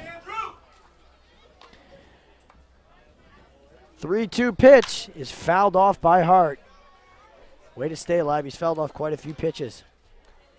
So tell me about that Chatfield Grand Slam last night in relation to the dimensions of Rogers Park, where to land. Better call. That would have been close here. It might have been a home run here. Pitch is low, ball 4. Hart sold it big time. Hart was halfway down first base by the time the umpire realized the pitch had been thrown. But there's a man on first with 1 away. Anyways, the Grand Slam. Trying to think. The ball wasn't hit terribly high. The call by Nick Lima was outstanding, by the way. Nobody does it better. It was a classic home run to dead center. It was dead center. It probably would have hit the wall here, the top of the wall. Really? Yeah. It might have gotten out. but it was dead center right over the Did it clear the 360 road? sign. It landed in the road. Okay, that's still far.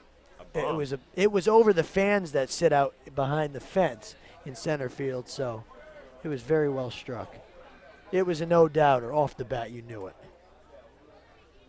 Here's Uttendorfer with one on and one out. He takes, I was ready to say called strike one. I don't know where that missed, to be honest.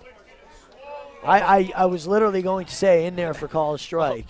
Cockrum's starting to squeeze low now, too, in this pitching duel. I'm sure the chirping from both sides is not helping things. Here's a ground ball through the hole for a base hit to right field for Uttendorfer. Now 2 on and 1 out again for the Westerners as Uttendorfer stays hot in this playoffs. And we go to the top of the order for Coco Montez. Go ahead. So now that walk plays big into this game. Could have been 2 outs before the single by Uttendorfer. Instead, now it's first and second. And Montez is 0 for 2 with a fly out to right field and a 6-4-3 double play grounded into in the third. We've seen both teams turn a double play. And both 6-4-3 looked pretty good both times. Here's the pitch. They're set up for another one. That's the good thing. Called strike one there to Montez. And Gist is capable of either a strikeout or getting a ground ball. He's that kind of pitcher. You've seen it tonight, absolutely. A lot of strikeouts. The pitch is hit pretty hard in the right field, but foul right off the side of the house out there. Now, what is that building? Better call. It's just a house. Well, it sits right above Mudville Pub. Well, I hope nobody was awake. I think or there's nobody some was asleep. apartments up there. Somebody was sleeping, they're awake now. If they're asleep now, then. I don't know. The pitch is in the dirt. Count is 1-2. Good stop by Cahoon. Cahoon's done a nice job back there tonight. He's done a very good job and so far has called a great game. Only 1 run allowed by Gist. You wouldn't really notice a difference right now, other than maybe with the bat so far. 1-2 swung on a miss. Strike 3. That's number 6 for Gist. That's a big second out. Huge. And it'll bring up Ryan Kemp with a chance. And Kemp had the big hit in the third, a double that scored Hart. He's got a chance to drive in a couple here with, once again, a Hart on base. This is the biggest at-bat of this game. We're already starting with it. It's 1-0 in the 5th. The pitch is hit into center field and deep, and it is caught. Going back by Young. What a catch. That's arranged well straight back towards the wall in center field. Another hard hit ball by Kemp, and it's a loud third out of the inning, and we're heading to the bottom of the 5th inning. Still 1-0 Westerners over the Gulls on the NECBL Broadcast Network.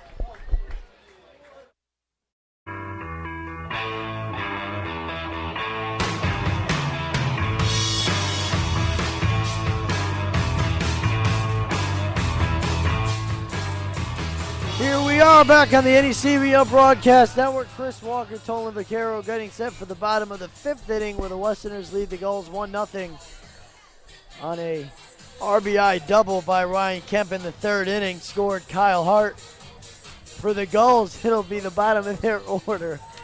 Oh man, Tolan, you're making me laugh. It's Chatfield, Young, and Cahoon 2 up. And again, regardless of what part of the lineup this is for the Gulls, it's a dangerous part of the lineup. And Dylan Stock's back out for his 5th inning of work. He's looked fantastic today. 4 innings, no runs.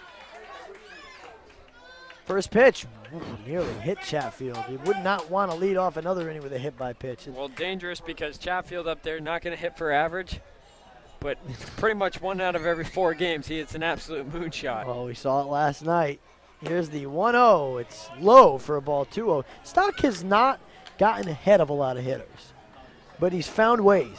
He's really found ways tonight. Got to give him a lot of credit. The 2-0 swing and a miss. He was going for a moonshot. 2-1 the count. Haven't heard this song in a little while. Soldier Boy. That was the most requested song at my 8th grade dance, I think. Or 6th grade. or 6, something like that. Swing and a miss. Chatfield swings another big swing, and Stock is now back even 2-2. It's hard to believe it was so long ago. I know, that those song. songs came out. It was like middle school, and it's a long way away. The pitch is hit very well in the center field. Back goes Uttendorfer on it. It's going to hit off the wall. Heading towards second, and he could have probably went to third, was Chatfield. It's a leadoff double for Chris Chatfield, and the Gulls are in business. Nobody out. Well, that was a drive there by Chatfield. You saw it bounce about 8 feet up, 398 feet out. Any other part of this ballpark, that may have been gone. Brings up Travis Young. 8 and 9 duo. That's a big hit from your 7-hitter. Well, you saw him take a huge cut on the pitch before and then didn't miss there against Stock. See if anybody's warming in the Westerners bullpen. And this one grounded, and it's a fair ball. No, they call it foul. It was called a foul ball. It looked fair. Look at the replay here. Coach DeGree has some words for the home plate umpire. And they're calling, obviously, Chatfield back. But it's just a foul ball. That would have been trouble. That's a tie ball game. Wow. 0-1 now the count to Young. And unlucky for Young, and now Coach Leva a little bit hot with home plate ump Cockrum. I mean, what are you going to do? You can't. There's no replay. You can't go change it. But that was close. I haven't seen Coach Leva really lose his cool yet this season. And you don't want to in this game, at least at this point. No, he's not going to get himself ejected, that's for sure. But he's probably red hot right now. You see the whole Gulls bullpen and grounds crew staff standing out there. Everyone is kind of on their edge of their seat in this game. Yes, they are. The tying runs at second base. Here's the 0-1. Bunt was shown, and Young went around. And Coach Leva not pleased with that. Now 0-2. Big spot for Stock. Again, it's hard to see that bullpen, so somebody's warming up. Look at Coach Leva facing straight at Chatfield. In case Young puts this into the outfield, he wants to be waving him home or holding him immediately. Right, not even, yeah, that's a good stance to have. A little dangerous not watching the pitch. There's Ryan Testani in the bullpen for the Westerners as the pitch. Oh, good breaking ball, but no offering by Young, and the count is 1-2. As Ryan Testani begins to warm in the Westerners bullpen. That's the move I would have expected to see. Testani will probably be asked to go quite the distance tonight, which he's done. He's gone 7 innings, he's gone 6, he's gone 5, he's gone 4.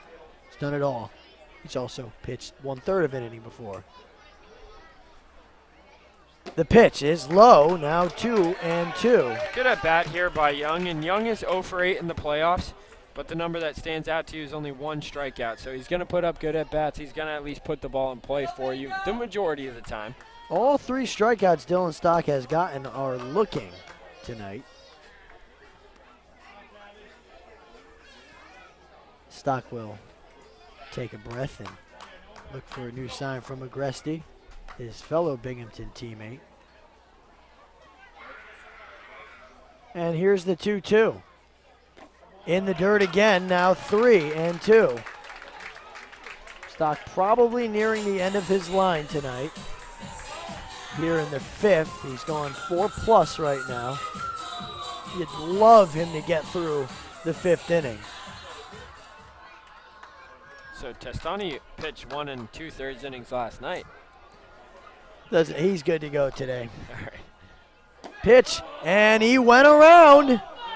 That's strike 3, and Stock gets a big break right there. I don't really agree with the call that he went around, but at least Ronaldo Cockrum has been consistent in calling that on every batter. Right, and there's been a lot of debate in Major League Baseball, especially with how can you tell as a home plate umpire if you went around, shouldn't you be looking at the pitch? And I agree partially to that. And how can you tell?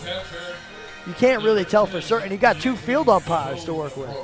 Well, here's the 9-hitter, Nate Cahoon. Here's a huge spot for Cahoon. He could be a hero if he makes contact, and it hit him. No? They call a foul ball, I believe. Or did they say he was? He didn't even grimace, so it must have been off the end of the bat. They're going to talk it over. I think it hit the bat, no? He made there's no facial expression there. I want it to be a hit by pitch, but just based on how that ball bounced off there at the end, I think that hit the end of the bat. Here goes Josiah Gray for the Westerners towards the bullpen. Manager Josh Perro said before the game, none of his pitchers were going to the bullpen before the game. He wanted everybody in the dugout after everything that happened yesterday and the day before. Just a lot of tense, and they're going to call it a foul ball. I think that's the right call there. Cahoon complaining a little bit, but oh, Stock just caught a massive break again. He has gotten so lucky in this game. He's pitched very well, but he has gotten the benefit of some calls. That's what it takes sometimes.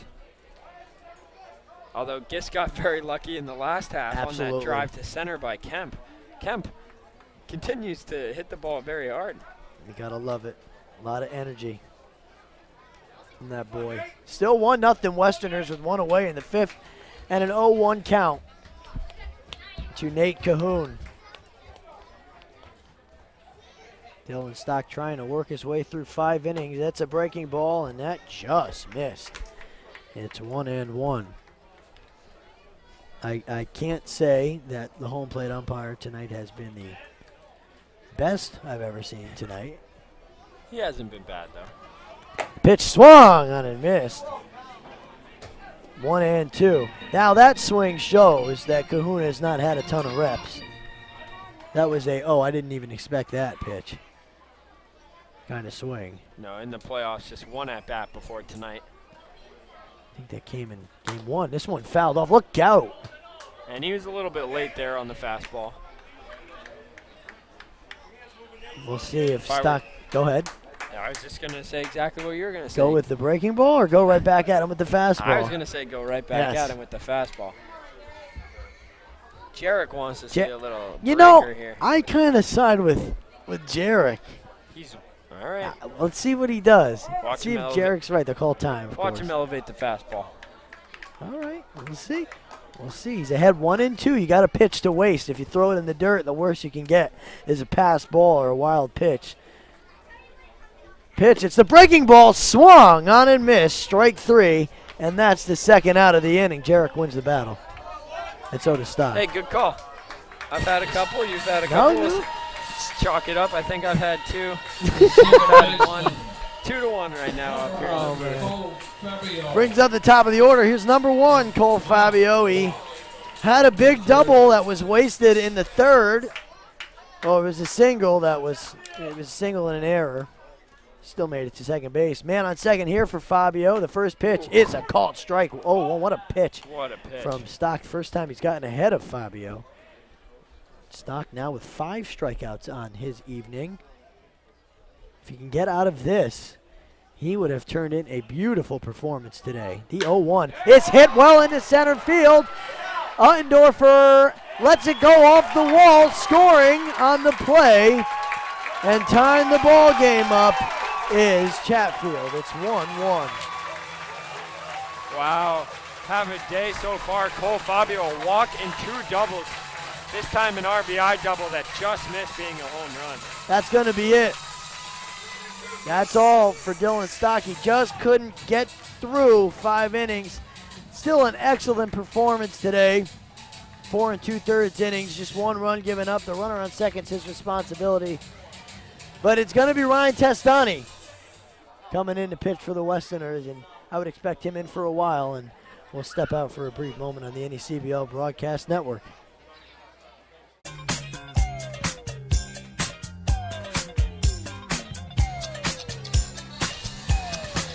Well, the new pitcher for the Danbury Westerners is Ryan Testani out of Seton Hall University. He pitched yesterday for the Westerners. He went 1 2/3 innings, no hits, 1 walk.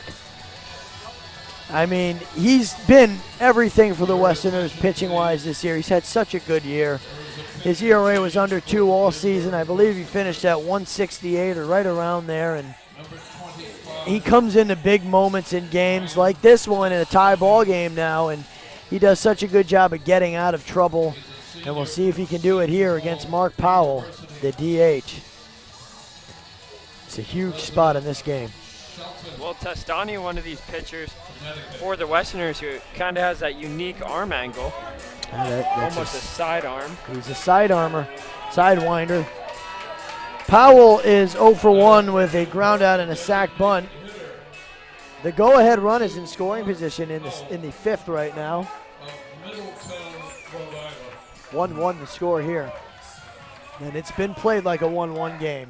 Absolutely as tight as you can imagine. First pitch is grounded foul, first base side, 0-1. That was a hot shot.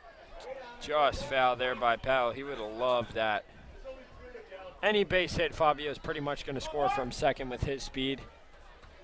And with those dimensions, if it gets down over there, that's a tough throw. It's 0-1, though, to Powell as Testani gets ready for pitch number 2 with Fabio leading off second. The 0-1 is hit into left center field. It's a base hit. The Gulls are in front.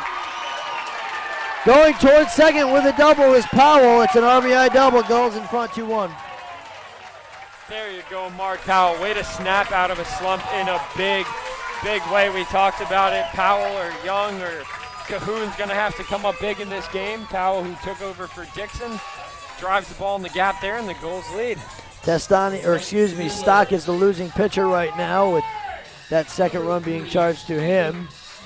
3 doubles this inning. It's just unacceptable for the Westerners. You got to stop with the hits. You can't allow 2 runs in an inning on 3 doubles. Here comes Steven Scott. Westerners now down 2-1 after leading all game. First pitch is high. This is not the part of the lineup you want to get to in the 5th inning of a game where you didn't need to get to them. So how hard does Testani usually throw? He looks like the fastball's not coming This in is there as hard as he throws right here. Nothing different. Just deceptive. Yeah, that's how it beats hitters, and Powell was just right on top of it. It's 1-1 as that found the strike zone. Scott is 0 for 1 with a hit by pitch.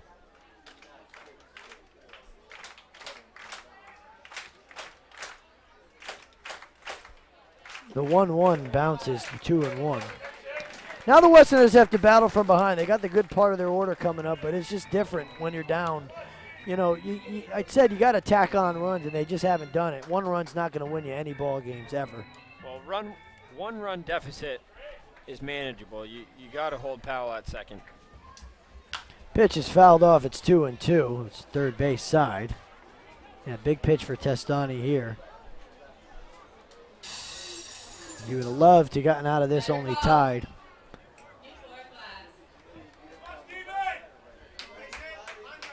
It'll be a 2-2.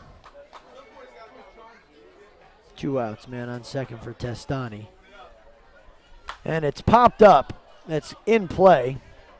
Blake is underneath it. And he makes the play for the final out of the 5th. Now before the Gulls take a 2-1 lead on 3 doubles, Chatfield scores, Fabio scores, 2-1 Gulls over Danbury on the NECBL Broadcast Network.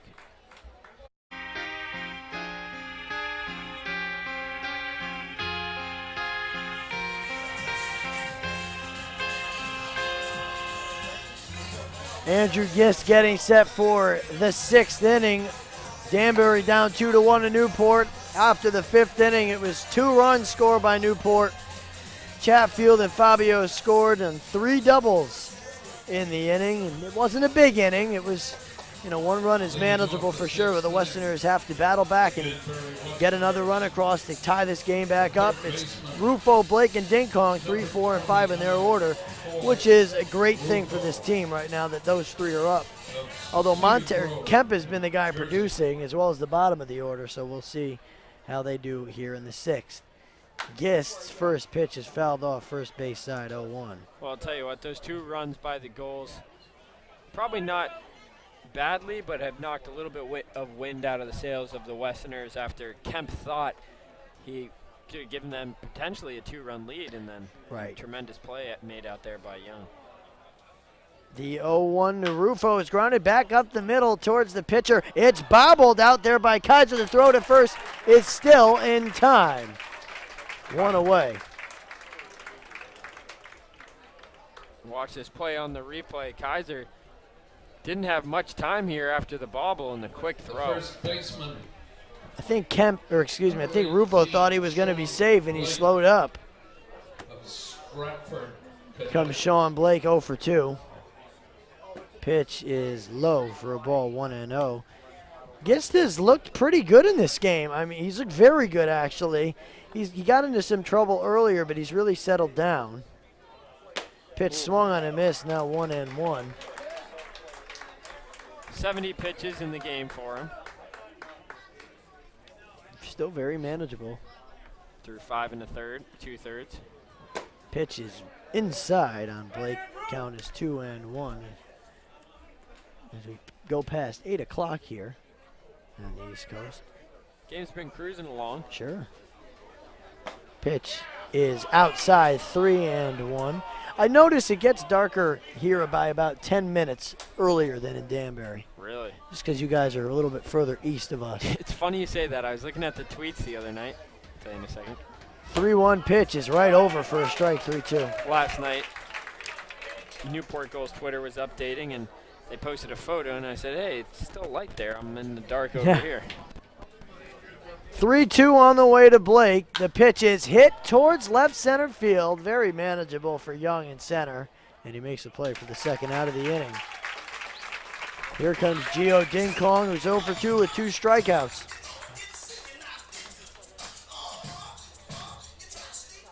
The last thing the Westerners want is to come out flat after allowing 2 runs.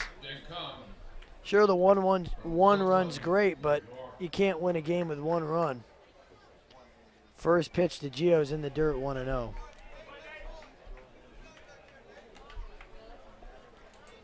Well, I'll tell you what, this is going to be an exciting bottom of the 6th, 7th, and 8th. Sure is. 1-0 to Ding Kong is outside, 2-0.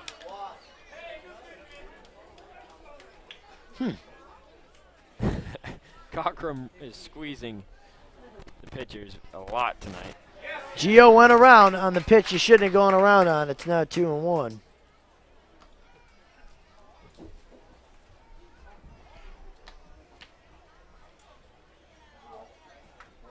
Gio loves to swing that bat, I'll tell you. I think 50 out of his 60 strikeouts have been swinging. 2-1 is upstairs. It's 3-1 to Gio. Jason Agresti would be next. Gio has hit a home run here at Cardines. The 3-1 pitch swung on a miss. It was right down the middle. Yeah, he missed one there, and I think he knows it. Pulling his head out. Full count to Ding Kong. Pitch called strike 3. We're through 5.5 innings here on the NECBL Broadcast Network. It's 2-1 Gulls over the Westerners. We'll take a break.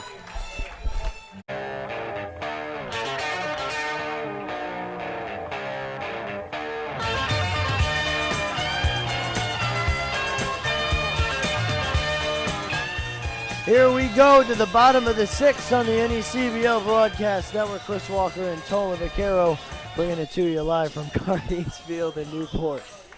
2-1 Gulls. We're going to throw it over to Shannon O'Connell for a check around the NECBL scores. Up at the Shipyard, it's the bottom of the 8th. Mystics up 6-3 against New Bedford. It's tied up at Maxfield Sports Complex at 6. Sanford versus Upper Valley, top of the 5th.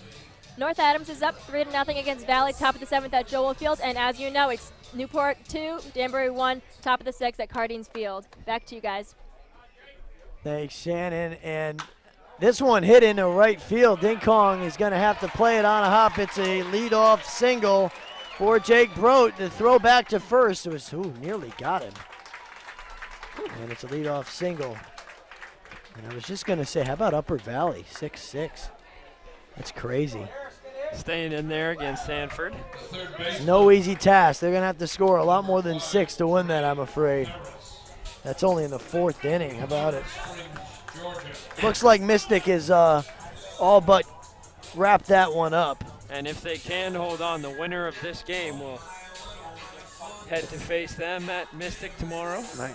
The winner's still very much in doubt at this game, being that it's only 2-1, although Brote and now Harris trying to change that. First pitch missed. My goodness. Missed somewhere to Harris, 1-0. Yeah, that was a borderline pitch there. It looked like a strike at the knees of Harris. Although I do like the move, him squaring around there.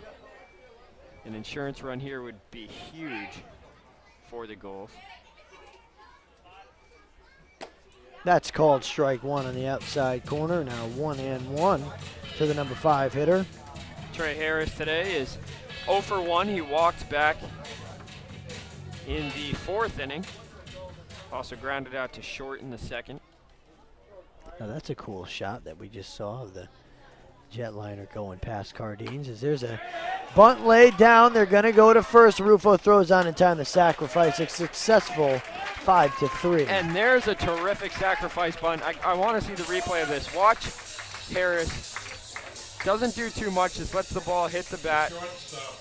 Textbook bunt. Nice job by Trey Harris there. Well, you know you're going to get out. You just want to move the runner over. And now with 1 out, there's a man in scoring position for Connor Kaiser, who's 0 for 2. Grounded into a double play in the 4th and grounded to short. He's grounded to short both times. One of those notches that I chalked up Yes, on that yes, double yes. play. Saying a double in the right center field gap. I would not like that. The first pitch is grounded foul, third base side, 0-1. I'm not making predictions because I'll just look silly and like a homer. If I haven't already. Well, this is a big spot for Kaiser. Another one in the bottom portion of this Gulls lineup who could come through huge with a runner at second. 0-1 on the way from Testani. Hit towards third. It's in new left field for a base hit. They're going to wave the runner home. He's going to score. It's 3-1 Gulls. Well, there it is, a clutch RBI single there from Connor Kaiser.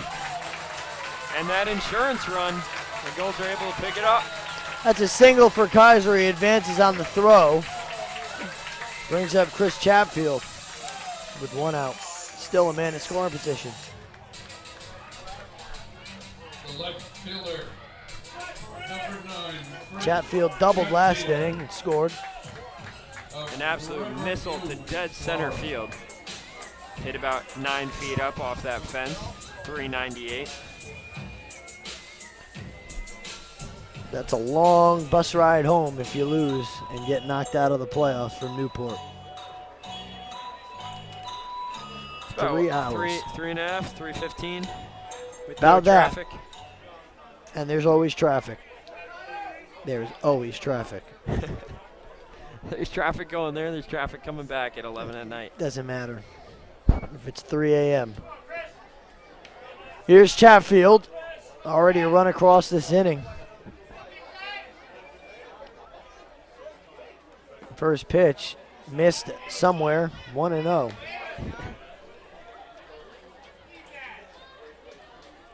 Chatfield's looked good his last couple of at-bats dating back to last game. Pitch inside from Testani. I'll admit it, Testani doesn't look sharp tonight.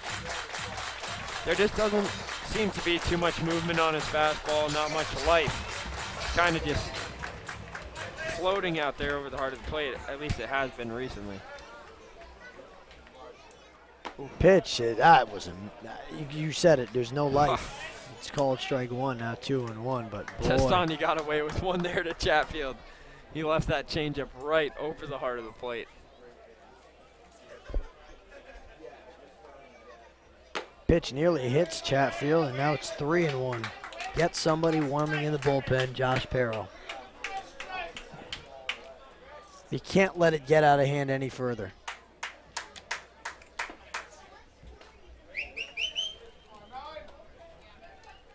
Here's Testani's 3-1. Strike 2. Chatfield thought he had ball 4, and Coach Leva again has words for home plate umpire Ronaldo Cockrum. Count is now 3-2. I got a story to tell you after this at bat. You'll like it. And that one missed. That's ball 4. And a little bit of a makeup call, perhaps. And there are 2 on with 1 out. And here comes Josh Perro. And we'll see if he goes to the bullpen. And he will. So what was that story? Oh, my story. Okay, I'll tell you my story. So you're going to be very disappointed when you hear it. My grandma is a Mets fan. Okay, and she's watching Noah Syndergaard pitch right now.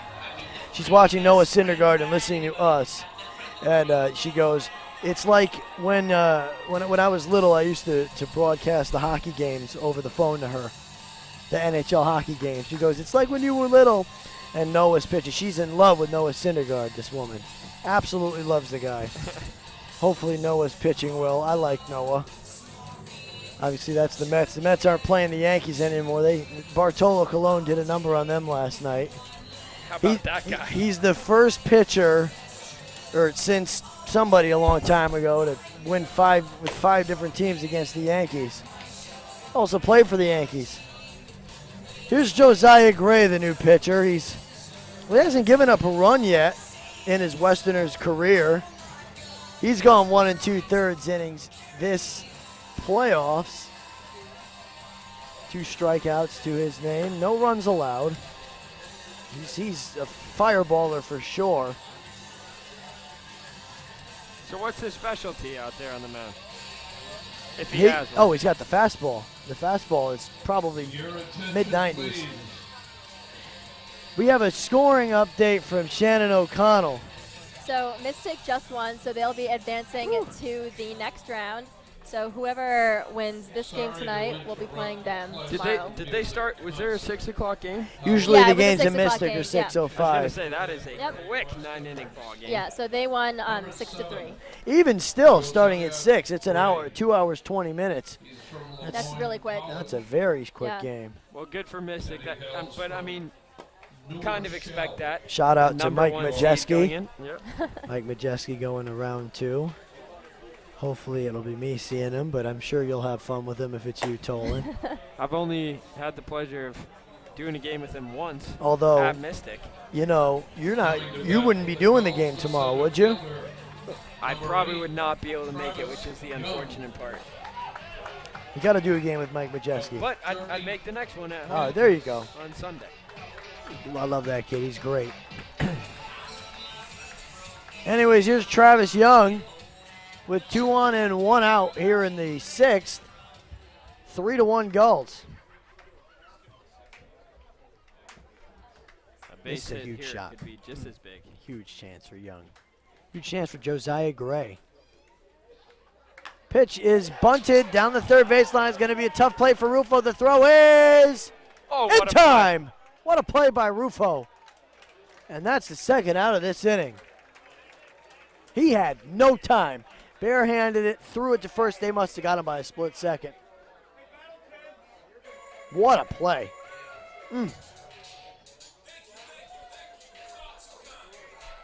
That should be a sack bunt. Wow, what a play. Move the runners over, yeah. By Rufo. And that's a second baseman making that play. Shades of Nolan Arenado or Absolutely. Manny Machado out there. Looked like Manny Machado. One of my favorite third basemen. Now a shortstop. Here's Nate Cahoon. Big chance for him. Swings and misses there. Cahoon has 2 strikeouts tonight. 1 looking and 1 swinging. He has a base hit, probably scores 2 here, and that would just really knock the cover off this game. The pitch is right in there for called strike 2. Cahoon's down from the start because he doesn't have a lot of reps, and here he is facing a fireballer like Josiah Gray. Well, he's trying to avoid the hat trick here. Here's the 0-2. The pitch is fouled off. He stays alive. He's late again on it.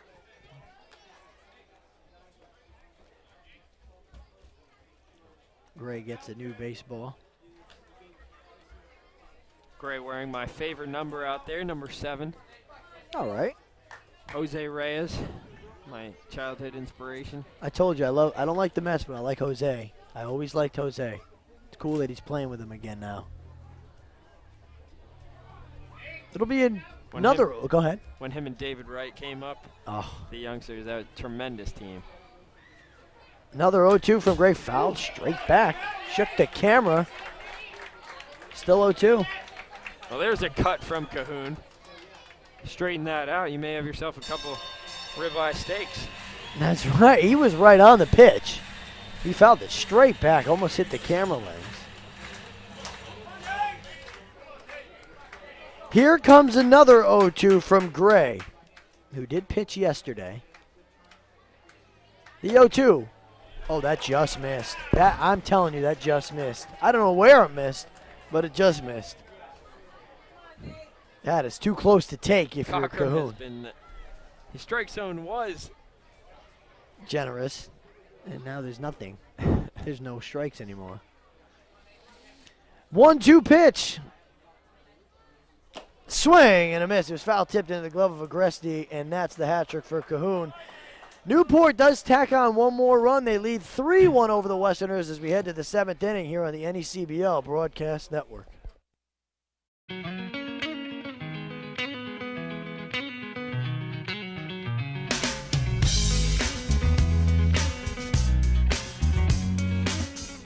Here we go to the 7th, Westerners and Gulls action tonight. Gulls lead 3-1 over Danbury. Scored all their runs in the last 2 innings. Tolan Vaquero is going to take. There's Snow by Red Hot Chili Peppers. You hear, I love that song as well. Here's Tolan Vaquero. He's going to take it through innings 7, 8, and 9. Thank you, Chris. You called some of the most jam-packed, action-packed innings. True. A little jealous. Hopefully I get to see a little more of that right here as we head into the top half of the 7th inning, and Andrew Gist back on the hill for the Gulls. He's been absolutely terrific tonight for them. Yeah, and he's already found himself in his 7th inning, and where it gets crazy, but he's had an excellent night, Tolan. He's been just as sharp, pretty much as sharp as Shriver, just not all the strikeouts. Well, he's getting there. He is. As that pitch is on the outside corner, it'll be Agresti followed by Dietrich and then Hart to lead off the top of the 7th. The Westerners have 3 more turns at bat to try to erase this 2-run deficit as that pitch hit high in the air to deep right field. Young looks up, and it's off the top of the fence. Agresti rounds first. He's going to have to stop there. That was a bullet off the bat of Agresti. In any other park, that's a home run. Agresti started jogging like he hit a home run. If he dug that out, he probably would have had a double, but still, that's big for the Westerners to get the leadoff man on. And now every time the guy gets on, the tying run is at the plate. I'm not saying Dietrich's is gonna tie the game up, but I would be shocked if he hit a home run here. But that would be crazy. I'm surprised Agresti thought he got all of that one off the bat. I thought it was just gonna be a routine fly to center. And so did I. Yeah. I saw Young turn and watch it fly, and I was like, "This has a chance." Or maybe he thought he flew out. But either way, you got to dig. As Dietrich fouled that first pitch back into the screen, it's now an 0-1 count. It's the Gulls who lead here 3-1 over Danbury in the top of the 7th. Tolan Vaquero alongside Chris Walker. The 0-1 pitch, up and in, 1-1. This is getting to the part of the order that's really done a good job tonight. After Dietrich, Hart, Uttendorfer, they both have hits tonight. Ryan Kemp, who's coming back around pretty soon, has a big double. That pitch fouled off by Dietrich. Now 1-2, and you mentioned this is the part of the lineup that's done some damage. You don't want to get to Ryan Kemp in this inning with runners on base. No, you certainly don't. Tonight. Here comes that fog, as it always does, from right field. A 1-2 pitch from Gist. Fouled back out of play again by Dietrich. Good job staying alive in the account. He is late on the pitches, but he seems to be getting a good piece of each foul ball he's had a couple of good swings. Just try to straighten that out. Guess with 7 strikeouts tonight. Checks the runner again, the 1-2. Missing up and away. Good take by TD. It's a close pitch. 86 pitches for Andrew out there on the mound through 6 innings of work. As he comes set. Again, the 1-2 pitch. Fouled back out of play. Sorry, the 2-2. And a nice at-bat being put together here by Dietrich. He's been hitting a lot better as of late for the Westerners. He's a good DH to put. He's the guy I would have had in there tonight after his hit last night. Keep him in there. A 2-2. Off the end of the bat, the changeup. Dietrich was out in front of it, but managed to get a piece. Stays alive in the count. See Harris playing back at third. Not anticipating a bunt, especially at the 2-2 count. Again, the 2-2. Hit on the ground towards Fabio. He bobbles it, and everyone is safe. And now caught off second is Agresti, but he gets back in time, and that was close. Almost a huge base running mistake there by the Westerners. I can look up now, right? It's over. You can look up, and you don't see that from Cole Fabio very much. No, that's a big old E4 right there. No way around that, and we'll see now if Hart bunts. I doubt he would bunt, but you don't want to ground into a double play here. We'll see what they do. And they take the ball from Andrew Gist, and that'll be the end to his night as the Newport faithful give him a standing ovation here at Cardines Field. A tremendous job done by Gist tonight, and he is unhappy that he's coming out of the game. Nice performance. Can't complain. Final line for Gist, 6 innings of work, 5 hits, 1 run, 1 walk, 7 strikeouts. That 1 run was unearned for him out there, so he's done everything he could possibly do in this elimination game to keep the Gulls, or put them in a position to win. He has, and unfortunately those 2 runners are his responsibility, although they'll be unearned if they do score. But for the Westerners, you got to get 2 runs back this inning. It's the 7th inning. It's late in the game. If you're Hart, you gotta dig deep and get another. You know, if you're gonna bunt, fine. It would be nice if Uttendorfer was up now, so you could put down a real nice bunt and get second and third with only 1 out. But we'll see what Hart does. You know, you got to get 2 runs in this inning for the Westerners, and they certainly can. Oh, they absolutely can, and it's going to be Chris Bubich taking over on the mound for Andrew Gist. Bubich, a left-handed pitcher, stands at 6'3", 210, a sophomore from Stanford University, hometown Cupertino, California. So during the regular season, Chris Bubich had a 4.08 ERA, appeared in 11 games, started 2, had 1 save in 28.2 innings of work.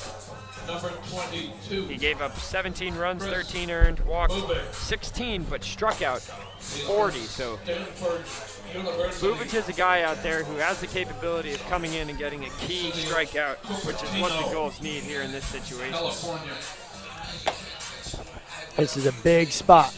Big spot for both teams right here with a couple guys on. And this is the part of the order you want up if you're Danbury. You got the right guys coming up. Kemp is starting to peek back into this inning, perhaps. If you get to Kemp, then you've done something right. So I'd love to see Kemp hit in this inning. And Kyle Hart stepping to the plate, who's 1 for 1 today with a walk. Singled back in the 3rd inning. The lefty, number 41 up there. The most memorable hit for Hart was a 3-run home run he hit at Danbury, and it would have been a home run any park in America. It was just a moonshot to left center field. It went over the road, onto the sidewalk across the street from Rogers Park, and boy, could they use that right now. That's just wishful thinking. And I'm just hoping that doesn't come to fruition. As Hart stands in, kicks the dirt, and Bubich toes the rubber on the mound. Gets his sign from Cahoon and comes set. The first pitch on the way to Hart. As Hart squares around and pulls it back wisely. Takes high for a ball, 1-0. All right, so he's sacrificing himself. Again, not a terrible idea. With nobody out here and runners at first and second. Potential to get 2 in scoring position. See if he squares around again. He does, charging his broat. The pitch, missing outside, 2-0 to Hart. You got to be careful. You do not want to walk the bases loaded, that's for sure. Good insight there. Thanks, Tolan. That would be devastating for Bubic. He's trying to be dramatic. The 2-0 pitch, bunted foul. And see, you can see the difference there in that sacrifice bunt attempt by Hart compared to what Harris tried to lay down. He was trying to do too much with the bat rather than. I think you could count on one hand the amount of times that Hart's had to bunt in a game. So he's certainly not used to it. We'll see if he goes to it again. He is. The 2-1 pitch, taken high, 3-1 to Hart. A hitter's count here. And this is a huge pitch coming for Chris Bubic.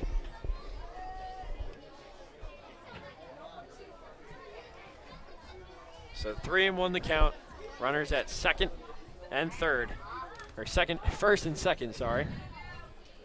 As he squares around again, the pitch is bunted in the air. Broke comes in and makes the catch.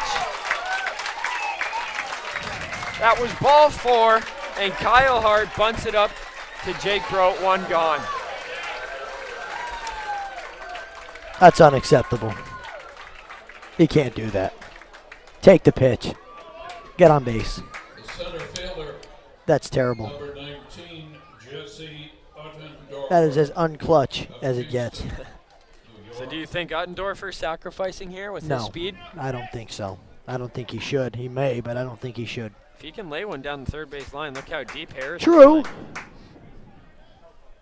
As Bubic comes set, checks on the runner at second. That's Agresti out there. You know, he's 1 for 2. He's been on base twice. I say swing away. And he's been red hot this series. First pitch from Bubic. Inside. Ooh, almost hit him. Yeah. That would have been devastating. So Hart, had he pulled the bat back, probably would have had ball 4. Danbury could have had the bases loaded, no one out. That would have been suspenseful to say the least, as it already is. The 1-0 to Uttendorfer, taken in there for a strike. Good take there by Uttendorfer. It was up just below the letters. He's not going to be able to do too much with that, apart from pop it up maybe. That's what you don't want. Uttendorfer has the ability to put it right into a hole in the infield, and that's probably what he's trying to do this at bat. Bubic takes a deep breath. The 1-1 pitch outside, 2-1. He has had a little bit of trouble with the location early. Which is surprising, because Bubic on the year in 28 innings of work, just 16 walks and those 40 strikeouts. Boy, has this not been an awesome playoff game? It's been tremendous so far. A 2-1 is low, 3-1 to Uttendorfer, with Coco Montez waiting on deck, and Montez has the ability to put Danbury ahead with one swing of the bat should he find himself up there. And then that would mean Ryan Kemp would be on deck. You know, it's funny that we talk about Kemp so much. I was at Danbury, the first game he played after being signed just a week and a half before. And he's exciting to watch. And then I'd always ask you how he's doing. Never hitting above that 170 marker. No. And now all of a sudden he's found the stroke. No, that's the guy you want up. So 3-1 the count here to Uttendorfer. It's got to be your pitch if he's going to swing here. A 3-1 pitch. Inside, ball 4. Wow. Chris Bubic walks Uttendorfer. And the bases are loaded for Danbury with 1 out. And here comes Coach Al Leyva. And we may have another pitching change. That pitch wasn't even really that close. It really wasn't. Same spot that ball was inside to Kyle Hart where that he popped up. I mean, yeah, it's going to be a pitching change. And, oh, what a chance for Danbury here. If there was ever a chance, this is the one. If you wonder how important this game is to the Gulls, Blake Cairns is coming into the game here in the 7th inning with 1 out. I don't like it. Of course you don't like it. He's getting some words of wisdom from Coach Aleva out there on the mound. We'll take a quick break as he takes his warm-up tosses. When we come back, a big situation here in the 7th on the NECBL Broadcast Network.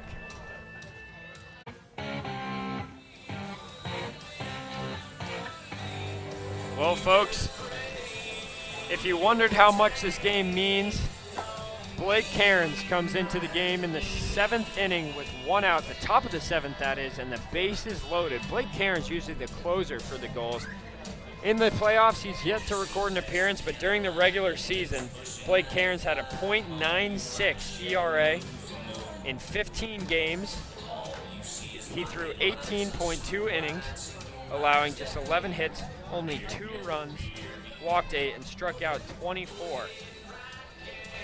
So the Gulls really going towards their shutout man here, Blake Cairns, and he's attempted a long save before. This would be an 8-out save for Cairns. Last time he went more than 2 innings. It was one of the only times during the season he gave up a run, as he's taken extensive warm-up tosses here.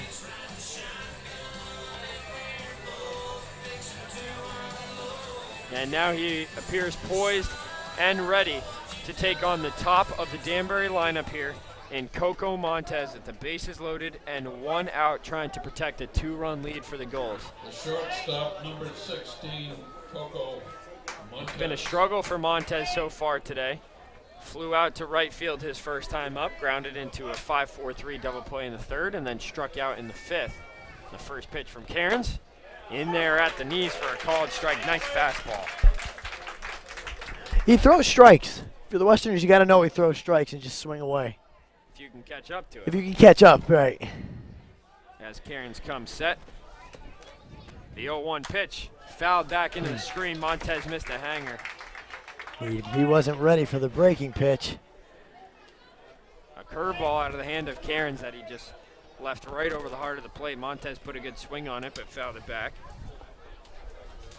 So 0-2 the count here on Coco Montez. Cairns comes set. The 0-2 pitch, fouled back into the screen. Good cut by Coco, staying alive there. It's a nice hole between shortstop and the 3rd baseman. He's just got to put it in play here and not on the ground to one of these infielders. A double play would be devastating to this Danbury team. Again, the 0-2 pitch, fastball high, good take by Montez. 1-2 the count. Wonder what he's going to go with here. 2 strikes, 1-2. Curveball. Yeah, okay. Coco's got to be ready. A 1-2 pitch, curveball hit in the air to deep center field, ranging back on it is Young. He gets turned around, he makes the catch up against the ivy. Tagging from 3rd is Gresti, he comes in to score. It's a sacrifice fly for Coco Montez. And it's now a 3-2 Gulls lead. Oh, did he give that ball a ride? What a play again by Young to save this ball game. Incredible play out there in center field by Young. I mean, he got turned around multiple times. I don't know what they're checking on. Checking to see if there's a tag out there. I'm not quite sure either.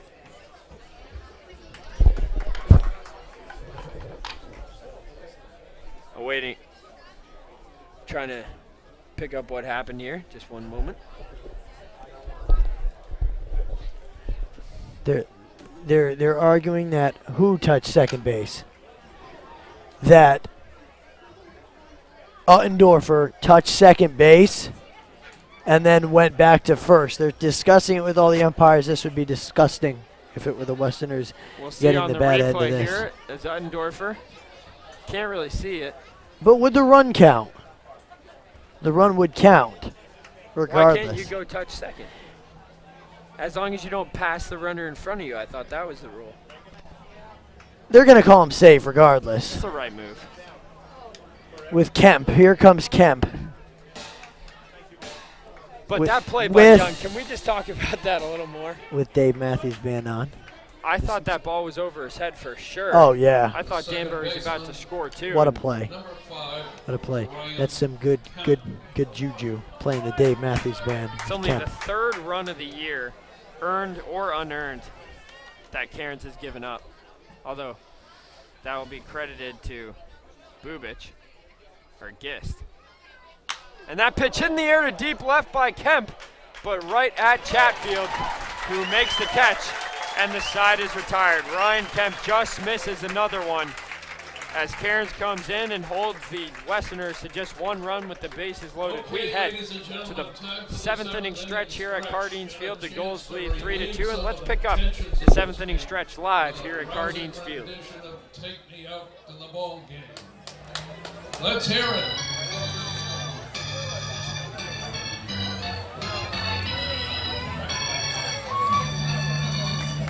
Take me out to the ball game. Take me out to the crowd. Buy me some peanuts and cracker jack. I don't care if I ever get back to sweet cuckoo for the honesty.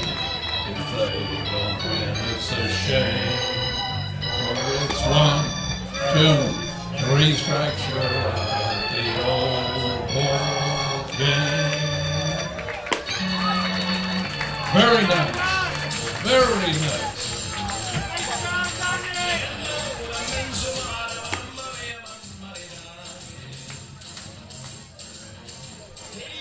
It's always fun when we're able to pick up the 7th inning stretch here at Cardines Field. All the fans getting into it.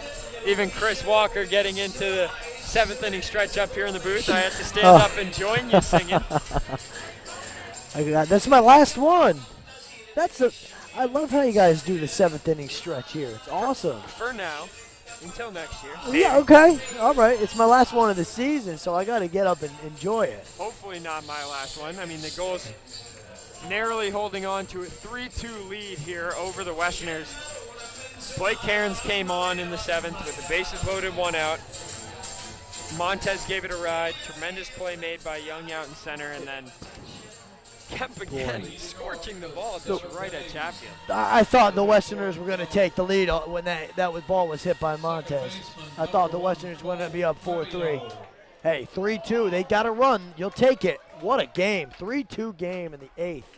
Bottom 7th, rather. And here's Cole Fabio, who's 2 for 2. Bunts that first pitch up the third baseline. It's a beauty, fielded, and the throw to first. Not in time. A leadoff bunt single for Cole Fabio, and he continues to rake here in this game.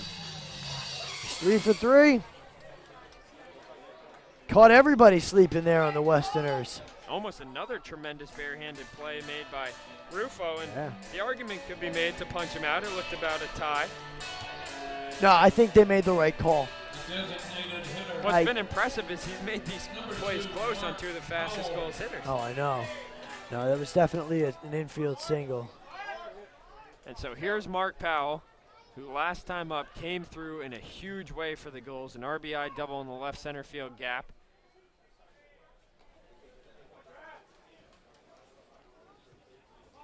And if you're Gray, you have to pay attention to Fabio over there at first. Fabio on the year had 14 stolen bases, was only caught 3 times, and oh man, he could have been picked off there, elected to not go to the slide. Whew. Nice try, Charlie Brown.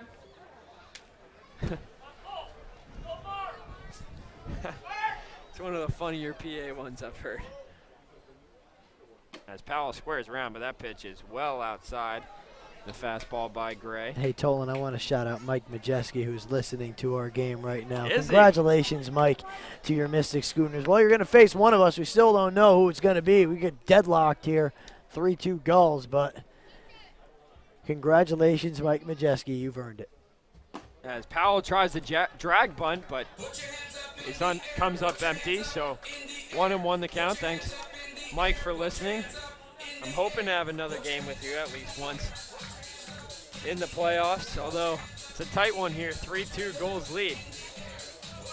You really don't know who's going to win this game. You don't. It's so tight right now. It's been such a good playoff game for both sides. And the problem is you've used your closer now, unless they must expect him to go almost 3 innings here. Oh, another close play. I see you wanted to get out of it, and he did allow a run, which you really didn't want. You wanted it to be a 2-run game, so now who do you go to? Unless you do keep Cairns in.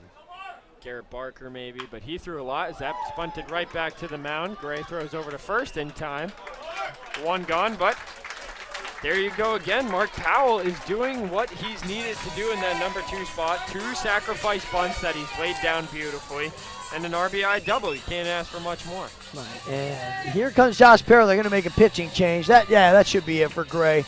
I'm not surprised at all. He pitched yesterday. He won an inning in 2/3, I believe, or an inning in a third, and he didn't give up a run, but he never goes more than an inning or 2 and then takes a day off. So this is about the end of the line. It's going to be Justin Snyder, who should be as fresh as anybody out there.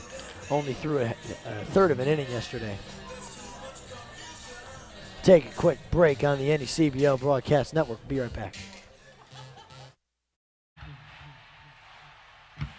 The city of Georgetown, Massachusetts. Welcome back, folks, to Cardines Field. Bottom of the 7th, and a new pitcher on the mound for the Westerners. Yes, Tolan, it's Justin Snyder from Bryant University. It's going to be his second playoff appearance. He went 1/3 of an inning yesterday and struck the only man he saw out. He's got a 4.08 ERA on the year. He's 1-0. 19 appearances, 28 2/3 innings, 32 hits, 16 runs, 13 of them earned, 14 walks and 20 strikeouts. Batters are hitting 286 off of Snyder this year. He's gone through a couple of ups and downs, and he's in the middle of an up right now, so it's good. He's been throwing very well as of late, again striking out the only man he saw yesterday. Well, he is tasked with facing the toughest part of this Newport Gulls lineup. 3, 4, 5 hitters, Scott, Bro, and Harris, if it gets that far, as Fabio is on second base with 1 out. A lefty-lefty matchup here. Stephen Scott versus Snyder. As Fabio dancing off second, the first pitch to Scott swung on and missed. There's the slider. That is Snyder's pitch. It was working. He threw 3 straight sliders last night to get his 1 batter out.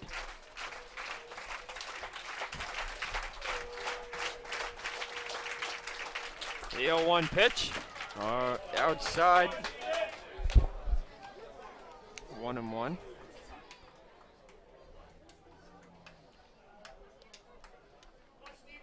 So Stephen Scott on the year versus left-handed pitching, hit 205. Not a bad number for a lefty-lefty.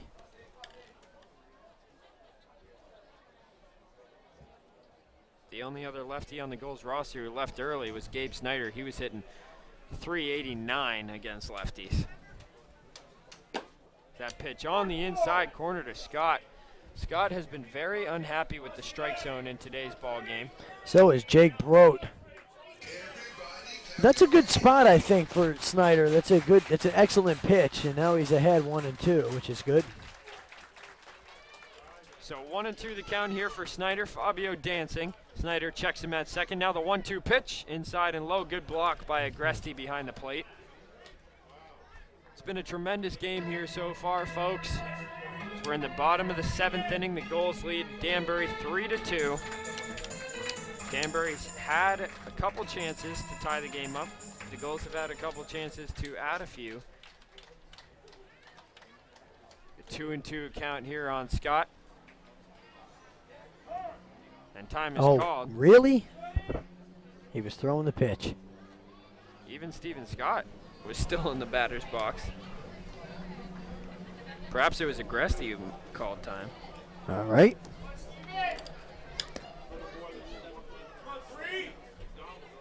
.8:56 here, local time.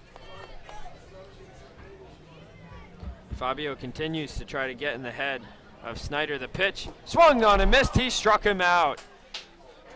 Snyder comes on and gets a huge K of Steven Scott. There's that breaking pitch that he's really gotten a good grip on that pitch in his last couple of weeks of this season. And that's a second straight strikeout dating back to yesterday, so good sign for Snyder, now 2 away. And here's Jake Brote, who struggled a little bit today. Apart from his last at-bat, he roped a single. Before that, he had grounded out to short and struck out looking in the 4th. Snyder comes set, checks on Fabio. The pitch to Brote, taken high, 1-0. Snyder's fastball isn't going to overpower anybody. That was it right there. It's probably mid-80s at best, maybe 87. It's the breaking ball that gets people out, and we've seen it working really well tonight. So go back to it if you're Snyder.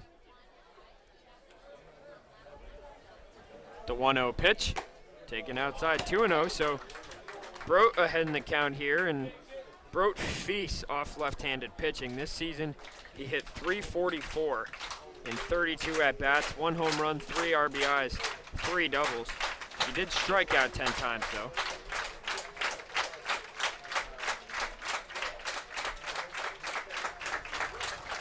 Snyder comes set, the 2-0 pitch.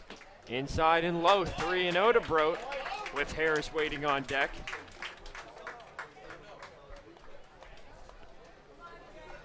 You could put him on. There is a base. There's 2 bases open.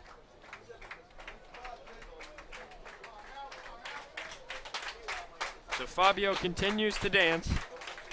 Again, the 3-0 pitch out on the outside corner for a called strike 1. I thought that was ball 4. But it had a little late break. Boy, the crowd is not a fan of Cockrum tonight.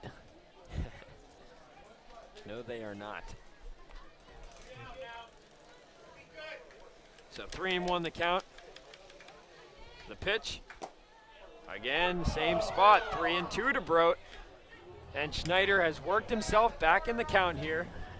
It's now full on Jake Brote. A runner at second, 2 outs, bottom of the 7th inning. Big spot right here in a 1-run game. See what Snyder goes to. The 3-2 pitch is outside and low, ball 4. Saw Gresty try to fake out Fabio there as if he had lost the ball. Third baseman. Doesn't get any easier with Harris up. No, and the fan favorite receiving a lot of encouragement as he walks to the plate.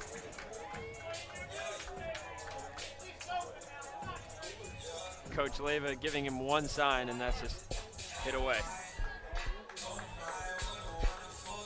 He's also signaling to Cole Fabio.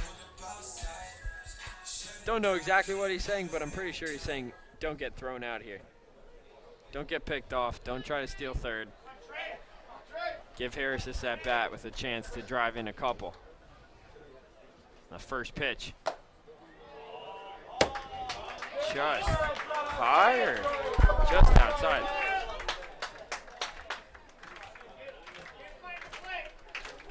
Want to know the count on Harris. Chris Walker getting a little upset with these calls up here in the booth. I wanted to hear what the crowd was saying. They said good call. We're getting competitive up here as this game goes on. None of us want to go home.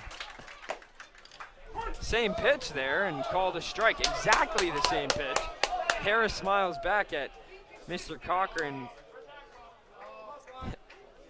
Almost as if to say, well, if you're going to call that one, why don't you call them? The crowd is awesome here. They're into every single pitch. It's playoff baseball here at Cardines Field. I said earlier this season when we would have those 2,000 plus crowds, I can't wait to see playoff baseball be played here. The atmosphere has probably got to be great. It is. It's only the semifinals. I couldn't imagine what the Southern Division Finals would be like, or the NECBL Finals for that matter. As Harris dribbles that foul down the first base line, 1-2 the count.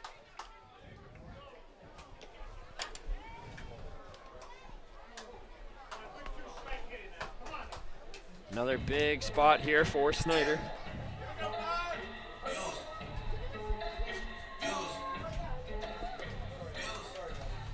There's still a lot of fans in the crowd here. Sure. 9 o'clock. It's been tied up or just a one-run game all along. The 1-2 pitch.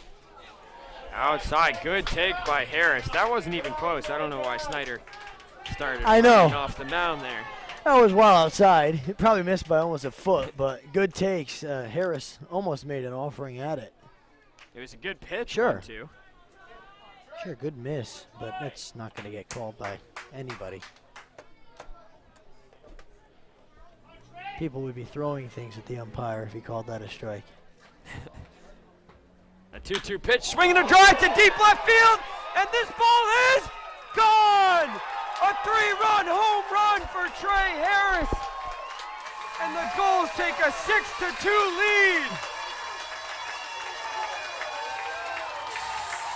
And the crowd is going wild here at Cardines Field. Trey Harris pumped up at home plate as he's greeted by his teammates. What a shot from Trey Harris.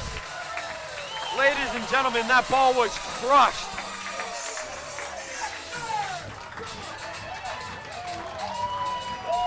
And Cardines Field is rocking. The Gulls lead 6-2 here. Shortstop, number 11, Connor Kaiser. Oh, what a shot there by Trey Harris. And here's Connor Kaiser now, who takes outside, and a devastating blow put on Danbury there. And now Kaiser flies that one to shallow center. Ranging back on it is Kemp, who makes the catch to retire the side. But a 3-run home run for Trey Harris gets those much-needed insurance runs for the Gulls. We head to the top of the 8th here at Cardines Field. They lead 6-2 over the Danbury Westerners on the NECBL Broadcast Network.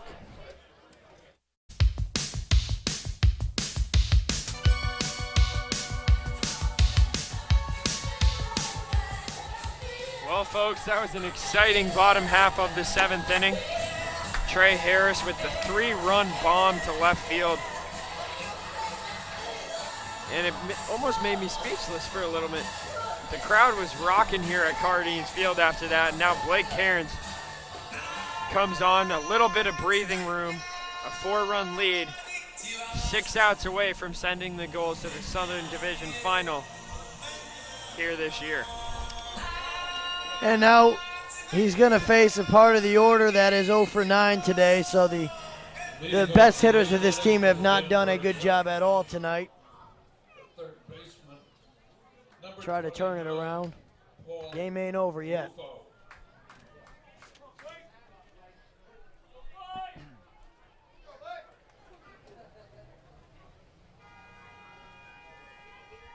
That pitch is hit to center, coming on Young. And it drops in front of him, so leadoff base hit for Paul Rufo.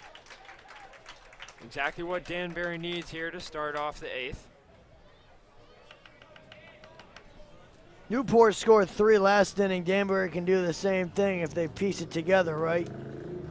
First baseman, absolutely. number 18, Sean Blake. They need Ding Kong to hit for sure. They could use a couple long balls here in the inning. The pitch swung on and missed by Blake.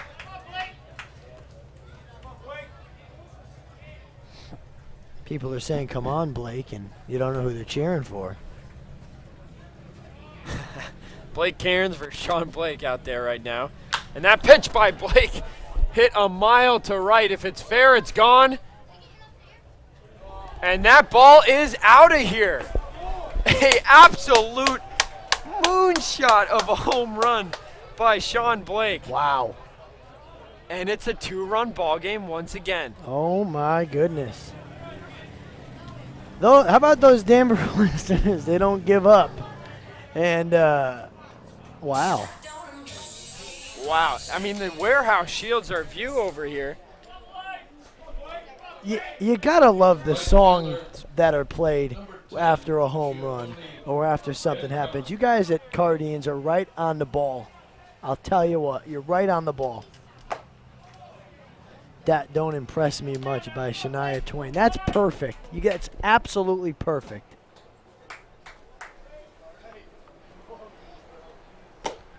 Wow. I can't believe that.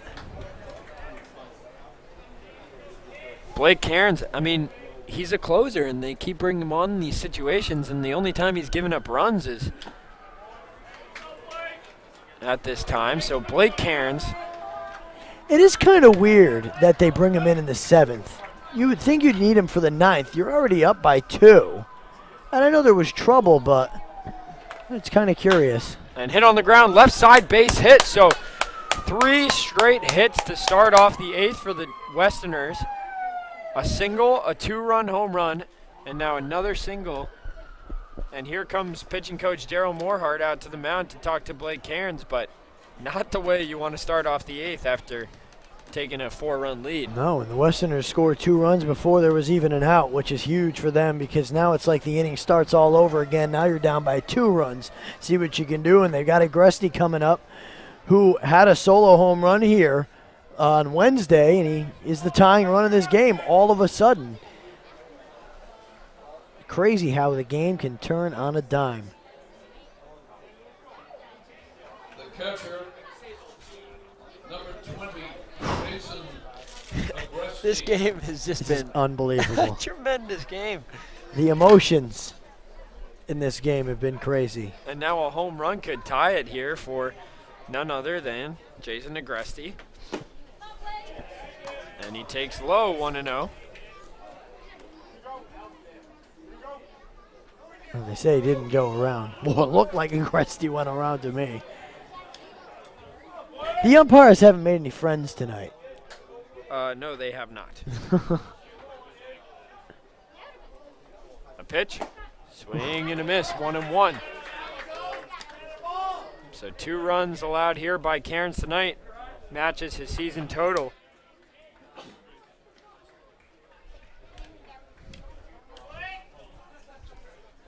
As he comes set the 1-1, is low, 2-1. Now, do you think this is because he's pitching too much that he's losing a bit, or just not his situation? I don't think it's a situation, and I also think he's not used to giving up runs. Okay. As that pitch blooped in the air to shallow right, coming on Scott, and he won't get there. 4 straight hits to start off the inning for Danbury. I can't believe what I'm watching right now. This is such a good game.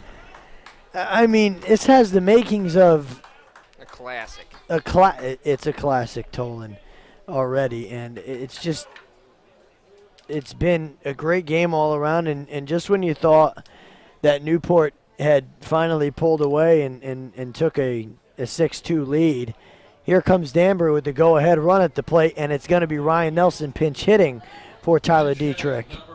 Talked to Nelly before the game, said he was ready to go. The first pitch fouled back out of play. This is Ryan Nelson, you said? Yes. Out of Quinnipiac from Knoxville, Tennessee. Got power? He's got power. He's got 4 home runs this year. Well, he can put the Westerners in front with a long ball here. As Cairns comes set, still nobody out. Checks on the runner at second. I have never been so tense during a sporting event. I'll tell you what, I was a little bit more tense in last October when the Mets were in the World Series. Okay. And that pitch ripped into left field for a base hit. They're going to wave home. Gio Dinkong or Sean Blake, the throw to the plate is not in time, and it's a 1-run ball game.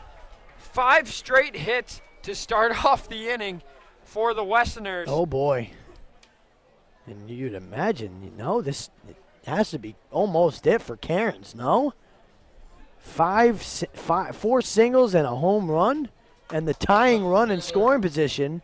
Here come the Westerners with Hart up. This is the part of the order you want up.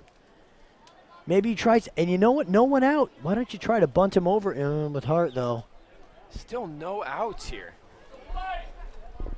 This is just incredible. This is a crazy baseball Trey game. Harris in the bottom half of the 7th. It's a 3-run home run, puts the Gulls up 6-2. You think it's over. You've seen it all. Danbury comes back in the 8th. 5 straight hits. It's now a 1-run ball game. I've seen it all. Hart swinging away, as he should be after that display of bunting a couple last inning. This is just a crazy baseball game. I'm getting texts from all these people saying, "Is this for real?" We can't make this up. A 1-0 pitch. Swinging a high fly ball to left. Ranging over on it is Chatfield. He should have a play as he is there to make the catch for the first out of the inning. A huge out for Cairns. At least he's got one now. Oh, boy, and that was well struck to the opposite field by Hart for the F7, but Western is still threatening with 2 on and 1 out. We'll see if Uttendorfer tries to bunt and get Coco Montez a chance to hit. Be interested to see what Jesse does. He certainly he's the best bunter, or one of the best bunters on this team. That now may be the time to do it in a 1-run game. You don't want to ground into double play. Who's on second out there? Jason Aggressive. Does he have speed? Forget the speed. There's no speed. Okay. Nelson has okay speed, but he's got hamstring problems, has all season, so he's not at 100% running-wise.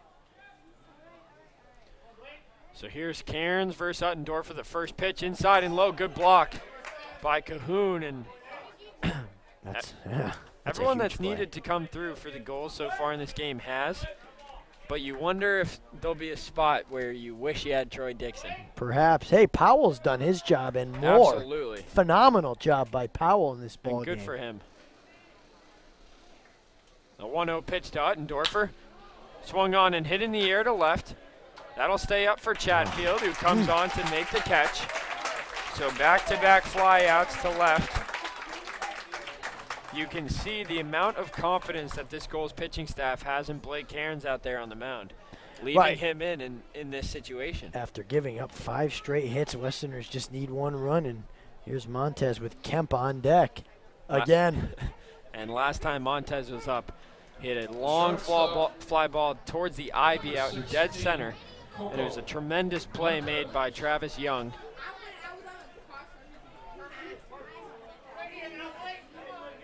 And this will be a tough out for Cairns. Now first pitch to Montez. Inside, 1-0. You would have loved to have second and third in this situation, but a single may tie this game up. The 1-0 pitch. Swinging a hot shot foul down the first base line. This is as good a baseball game, I'm telling you right now. Oh, I don't know if this is up there with the best ones I've ever watched. So 1-1 the count here on Coco Montez. Cairns comes set. The 1-1 pitch taken low, 2-1. Tolan and I have not really stood up at all this year, and we're both standing. I just should let everybody know. Well, this is a big situation in this game. Danbury stormed back here in the top of the 8th. A 2-1 pitch. Taken outside. Good block by Cahoon. Nice stop. Tremendous block. Oh, that's a huge play in this ball game, but Cairns is 1 pitch away from loading the bases for Kemp. And 3-1 here is the count. If I was Josh Parrow, I'd have a word with Montez and tell him you're not swinging unless it's right down the middle. The 3-1 pitch. Swinging a drive towards center. Ranging back on it is Young. He should have a play on it out there as he jumps up against the fence and makes the catch to retire the side. Coco Montez just misses an extra base hit, but Danbury storms back here in the top of the 8th as they get 3 runs on 5 straight hits, including a 2-run home run by Sean Blake. We head to the bottom half of the inning. It's the Gulls 6, Danbury 5 here on the NECBL Broadcast Network.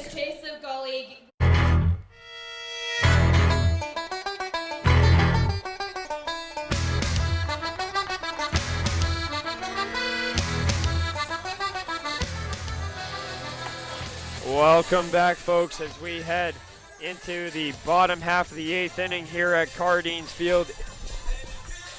In case you're just joining us, which I hope you're not, this has been an outstanding game. We had a pitching duel through about 4 or 5 innings. Then all of a sudden the bats came on for the Gulls in the 7th, and then Danbury just came out swinging in the 8th, made it a 1-run ball game. They just completely erased the deficit that was put on them by the Gulls. They gave up 3, then they got the 3 right back. They couldn't push that tying run across, but looking ahead to the top of the 9th, they've got the right guys up. They've got 2, 3, and 4 due up, and they all have hits tonight, so it's looking good for them. And here's Dan Jaggiello, who for the Westerners this year has just been everything they could hope for. An ERA under 2. He doesn't get wild at all. He struck out the side last night to get the save to end the game for the Westerners. Just a great pitcher. And it's a big spot for Danbury. They need to hold the Gulls here. If they do, this could make for one of the most exciting top half of the 9th of the season. Actually, would be the most exciting. Oh, yeah. And tense and stressful. Yeah. All the above. Nail biting. So here's Chris Chatfield versus Jaggiello. As Chris mentioned, struck out the side in last night's ball game when he came on, and Chatfield swings through the fastball. 0-1 the count. Well, you'll notice he throws very hard. He throws that he can get up to the mid-90s if he's real fresh. He's hit 94. And a unique motion. The 0-1 pitch on the outside corner, 0-2 to Chatfield.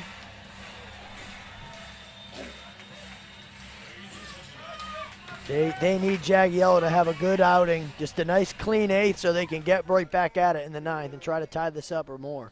Comes set, the 0-2 pitch on the way to Chatfield. Taken high, 1-2. In the top half of this inning, Danbury had 5 straight hits, scored 3 runs. Chatfield takes a huge cut, fouls it out of play. It's hard to catch up with that speed there. And that's what beats hitters for Jaggiello. He's got an off-speed pitch. It's okay. It's the fastball that really beats guys.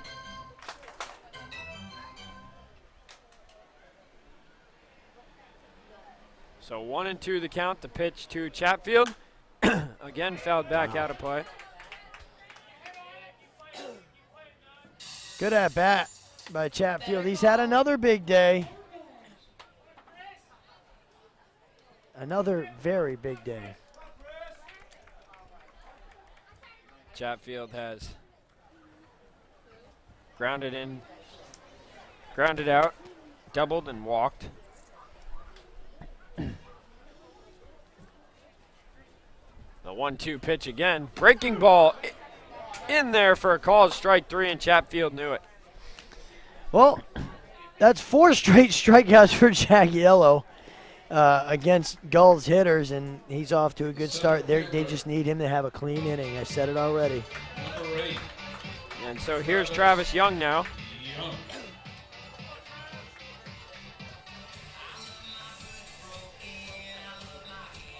Travis Young on the day is 0 for 2 with a sacrifice bunt back in the 6th.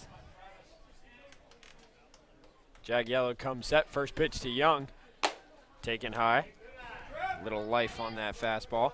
It'll be Young, then Nate Cahoon, who struck out 3 times tonight. Tough go for Cahoon behind, or good job behind the plate, but not so good hitting. The 1-0 taken high again. So even if Young hasn't been getting it done at the plate for the Gulls, his defense is why he's out there, and he's shown it tonight on 2 terrific plays in center, both off the bat of Coco Montes, both saving 1, if not 2 runs. If it weren't for him, the Westerners would be in front right now, no doubt. The 2-0 pitch, swinging a line drive right field. That's going to be a base hit as it bounces and rolls to the wall. Young has speed. He'll round first and head for second as he slides in head first.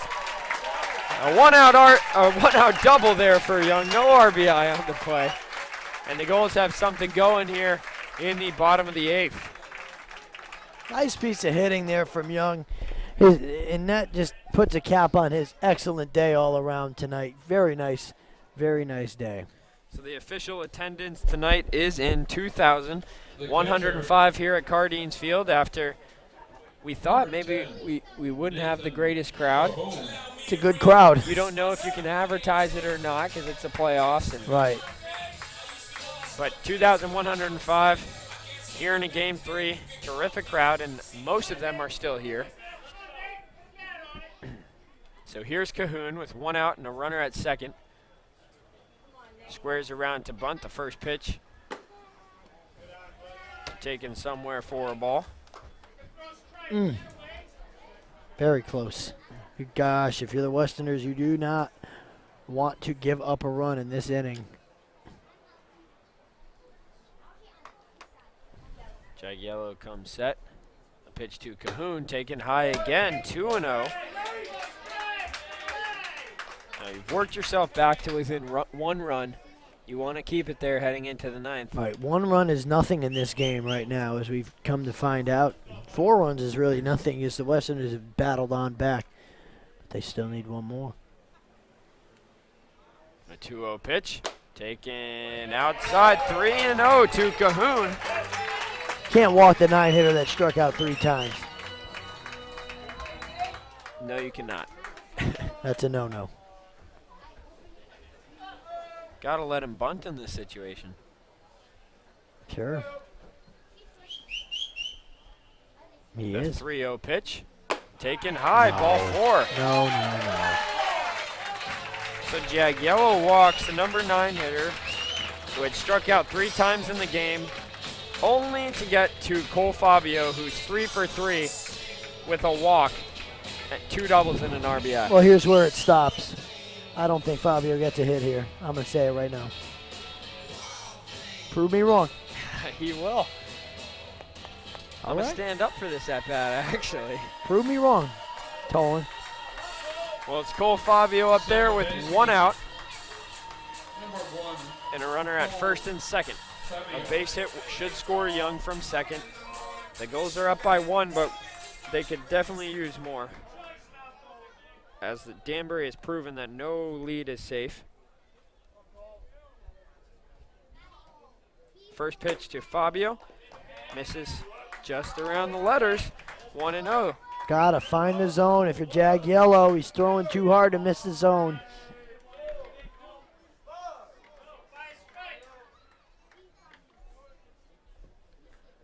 Some fans yelling 5 strikes. It has been 5 balls in a row, as that catches the outside corner. So after 5 straight balls, Jag Yellow finds the plate there against Fabio. 1-1 the count with Powell waiting on deck. I love the cat calling going on tonight from the stands. It's awesome. Jag Yellow checks on Young at second. The 1-1 pitch on the outside corner. This strike zone has been very erratic. Yes, it has. I think last at bat that was called a ball. Excuse me.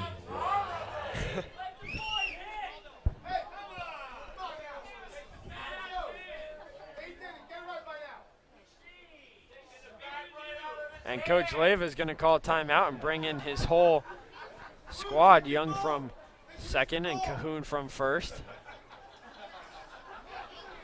Times like these, I wish I were a fan.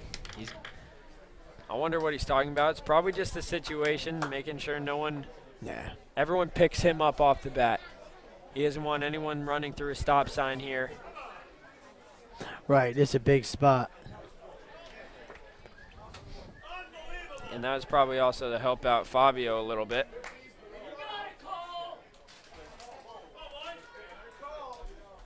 This umpire better get out of here quick when this game ends, regardless of who wins. Especially if Danbury comes back to win. Well, this has already been the best game of the year that I've been a part of up here in the booth. And I only anticipate it may get a little better. Could be.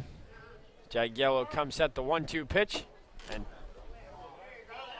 was time called there? So no pitch.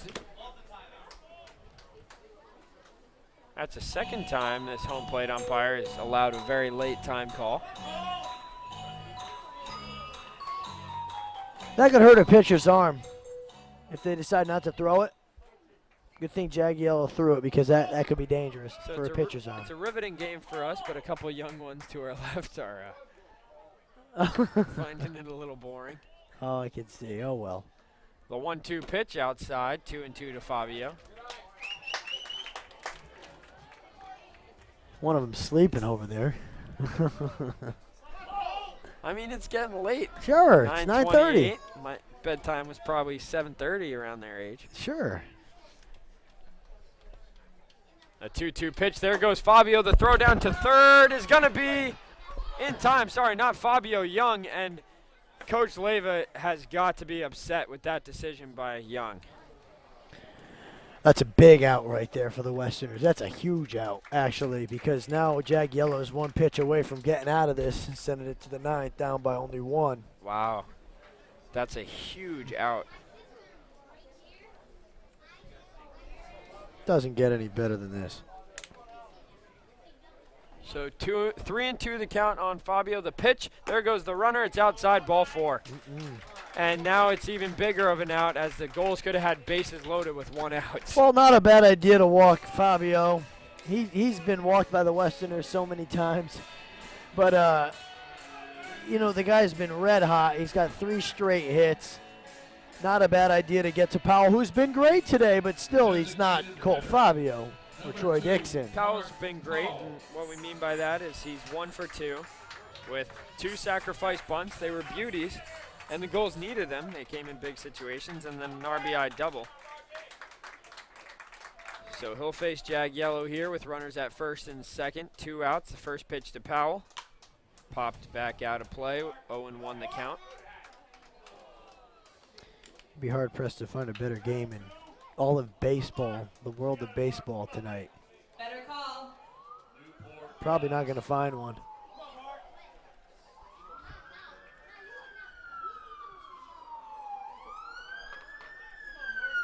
So 0-1 the count here on Powell.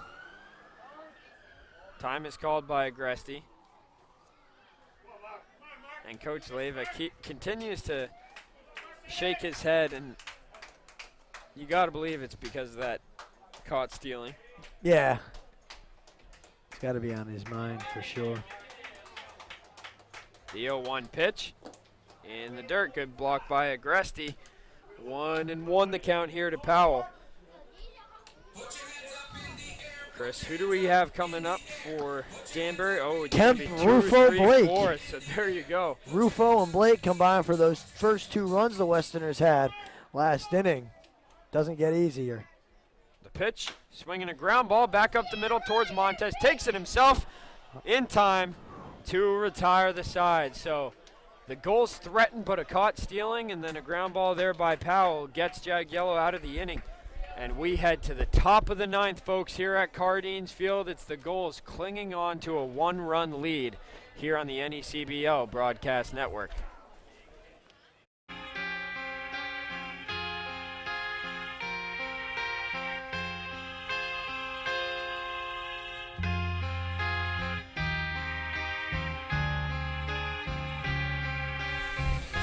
Well, welcome back, folks, here to Cardines Field as we get set for what should be one of the most exciting top halves of the 9th that we've had all season here at Cardines Field. It's Paul Campbell who heads out onto the mound for the Gulls. Campbell was a new addition in the closing weeks to the season for the Gulls.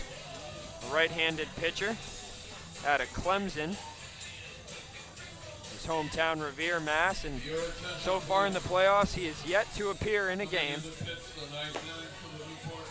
But he throws hard, but he can be erratic, which plays to the favor of Campbell as Danbury likes to swing the bat.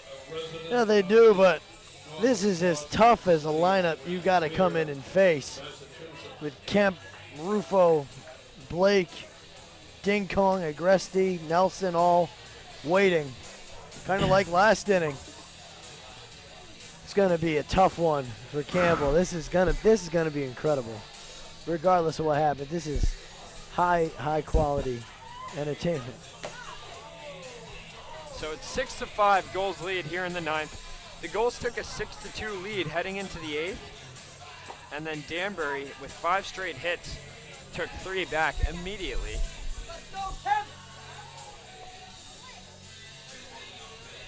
As Campbell taking a lot of warm-up tosses out there.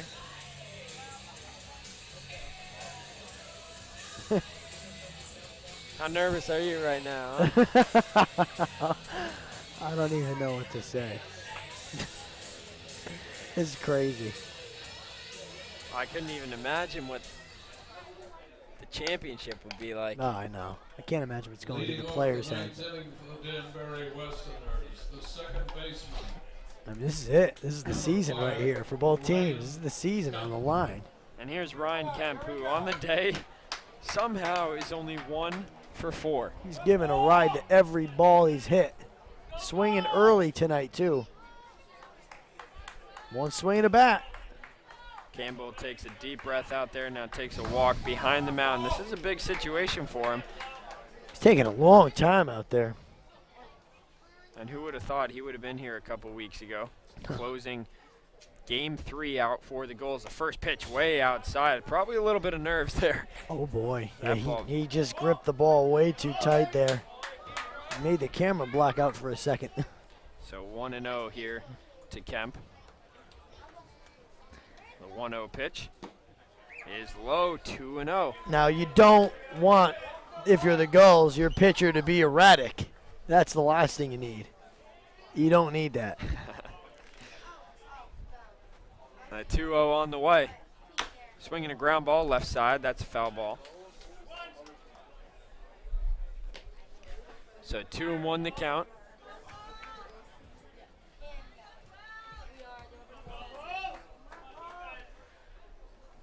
Infield playing back. The outfield fairly deep. Chatfield deep out in left field. He knows the power of Kemp. A 2-1 pitch. Swinging another hot shot. Foul down the third base line. 2-2 the count here now on Kemp. Campbell with a chance at a strikeout. Kemp's got to do everything to protect here. As Campbell gets his sign from Cahoon. And the 2-2 pitch. Breaking ball nearly hit Kemp in the head. 3-2. Well, the drama just builds. Full count. Keeping me awake after a 12-hour work day. Sure. A 3-2 pitch, swinging a line drive back up the middle, backhanded by Fabio, who throws on to first in time, 1 gone. 4-3 on the putout and 1 away here in the 9th. The Gulls 2 outs away from heading to the Southern Division Championship. The third baseman. Here comes Rufo, who got his first hit last inning. He was 0 for 3 before that. Just gets harder and harder. So last inning, Rufo led off, roped that single, and that started the hit parade. Can he do it again?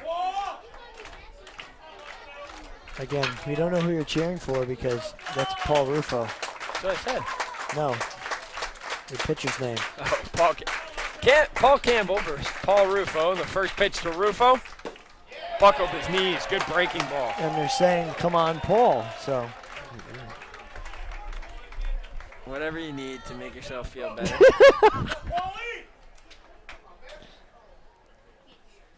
Oh, 1 the count here on Rufo. Campbell out of the windup. The 0-1. Swing and a miss. He got him with the breaking ball there. 0-2 the count on Rufo. Well, he looks to have settled down nicely. Campbell.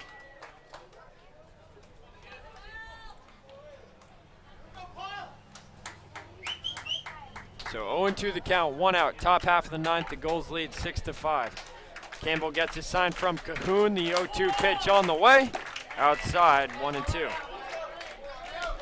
Campbell's looked very good so far since coming on. His fastball's been sharp. The breaking ball's been sharp. He's only missed a couple of times. Shakes off Cahoon, now finds something he likes. The 1-2. Breaking ball. Good job. Just fouled off. Nice job by Rufo to kill that off. That was a good pitch. The count remaining 1-2 here, 9:39. The time and a huge situation The Gulls looking to keep that championship dream alive here. The Westerners looking to keep their season alive. The 1-2 pitch. Swung on a miss, he got him. Paul Campbell strikes out Rufo. And he's 2 outs, 1 out away now from sending the Gulls to the Southern Division Championship. Let's go, Blake! Here we go, Blake! And here's the guy you want up if you're Danbury. A 2-run home run. Last inning, a bomb to right field. He has the ability to tie this game up with 1 swing. First pitch on the way from Campbell, missing outside. Campbell firing on all cylinders here. As he takes over what would be Blake Cairn's spot, but the Gulls knew what they were doing. The 1-0 pitch on the outside corner, 1-1. Here we go, Blake! 6-5 Gulls lead, 2 outs, top of the 9th. The 1-1 pitch, breaking ball. The umpire shook his head, but elects to call that a ball, so 2-1. Close pitch. A lot of fans still in the crowd here. The 2-1 pitch. Swinging a drive towards right, ranging over is Scott, and he makes the catch. The Newport Gulls are heading to the Southern Division Championship game, or series, against the Mystic Schooners. As Paul Campbell comes in to close out the 9th. It was an absolutely terrific game here at Cardines Field, but it's the Gulls who come away with the victory, winning this one by a score of 6-5. We'll take a quick break here, and when we come back, we'll have the post-game show for you here at Cardines Field, but we are heading with a chance at the championship here.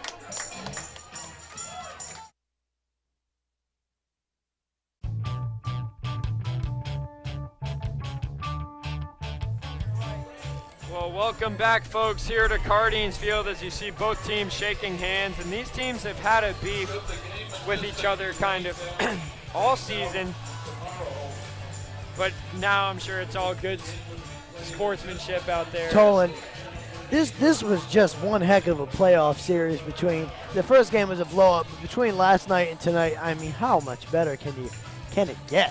What a game. Not much, and I haven't been a part of a game like that in a while. I'm glad I was here. Yeah. I'm glad I got the drama. I'm glad Danbury almost came back and won that game. That's but fantastic. In the end, glad that the Gulls are heading to the Southern Division Championship, and this won't be my last game of the season. No, it won't. And you know what? The thing that I liked about this game was that there was no real big inning that Danbury gave up. Yeah, there was the big home run, but Danbury made up for it right away. It was so tight. Every single pitch in this game meant so much, and the players knew that, and we knew it, and the fans knew it. They were into it. I mean, you look at the line, very, very similar games for both teams. Couple of home runs. What a game! You can't ask for any more. A terrific game, and it's the Gulls who came away on top. They won 6-5. They scored 6 runs on 9 hits, 2 errors. They left 8 on. The Westerners scoring 5 runs on 10 hits, 1 error. They also left 8 on, but the Gulls improved to a perfect 5-0 in playoff series against Danbury. Andrew Gist was terrific. 6 innings of work, 1 earned run, 7 Ks. He's 1-0 in the playoffs. And Dylan Stock, 4.2 innings pitched, 2 runs, 5 strikeouts. He was good as well. Again, that's all you and I said before the game, if you got 5 innings or 4 innings, 2 runs, that's what you gave him. He gave his team every chance in the world to win, and they almost did. But congratulations to the Newport Gulls. Well-earned series win. So the official game time was 3:05. The official attendance tonight was 2,105 fans here at Cardines Field. Tolan Vaccaro alongside Chris Walker. I don't know when the next time I'll see you is, or when the next time we'll broadcast the game is, but don't worry. I'm glad we got as many games in this season as we did. Yes. It was an absolute pleasure. Do you have any closing words for the Danbury fans listening? Or? Yes. You know, the Westerners came into this season and they didn't know what was going to happen. You got a new manager in Josh Perro. After finishing the last 2 seasons 13 and 29, both of them, they come here and they win 21 games in the regular season, and they take it to the winner-take-all game of the first round of the playoffs. They won a playoff game against Newport, something they hadn't done in such a long time. And, you know, it's a credit to Josh Perro, the manager. What he did for this team this season was absolutely outstanding. He turned a franchise that was in the cellar for 3 straight years and made them a playoff contender, and look what they did. They lost by 1 run in the elimination game. So what a season. Nothing but pride on my part and for the Westerners. They'll go home upset. It'll sting for myself, for the team, for the coaches, but they're going to realize what they did and how much of a difference they made this year. Well, Chris, it's been an absolute pleasure. I know you're going to enjoy the bus ride home with these guys For the sure. last time, and stay in touch. Absolutely, Tolan. It's been nothing but fun every time with you and Jarek and everybody and Nick Lima and everybody. It's and been this was fantastic. the best one of all. Sure, no doubt. So we'll send it over to Jarek now, and hopefully Shandon O'Connell will be up in the booth in just a moment before I head down to the field to get the player of the game interview. See all the players out there on the field signing autographs. Just tremendous guys. So many fans here in Newport. So many want to get their autographs, and it's good to see them being the role models that they should be. Absolutely.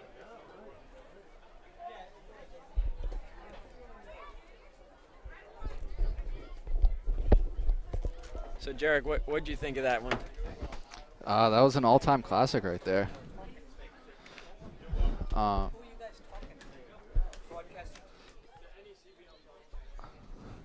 pleasure. Sorry, Jarek. It's okay. All-time classic right there. Like Trey Harris hits a huge 3-run home run to put the Gulls up 6-2, up by 4, and then Danbury storms back, almost wins the game. Has runner on first and second, no one out. Tremendous game. So I'll throw it over to you and Shannon now. I'm going to head down for the player of the game interview. I don't know who we're going to get. Maybe Trey Harris. Trey Harris or even Paul Campbell. Who would have thought that he would be closing out game 3? Andrew Gist. Andrew We Gist. could have 4 players of the game tonight, so I'll have to ask a couple people down there, but we'll have the player of the game interview in just a moment. Just an unbelievable game tonight. We really showed that we were a playoff team, even though it got kind of close. We were able to pull out that win, which was a huge relief for us.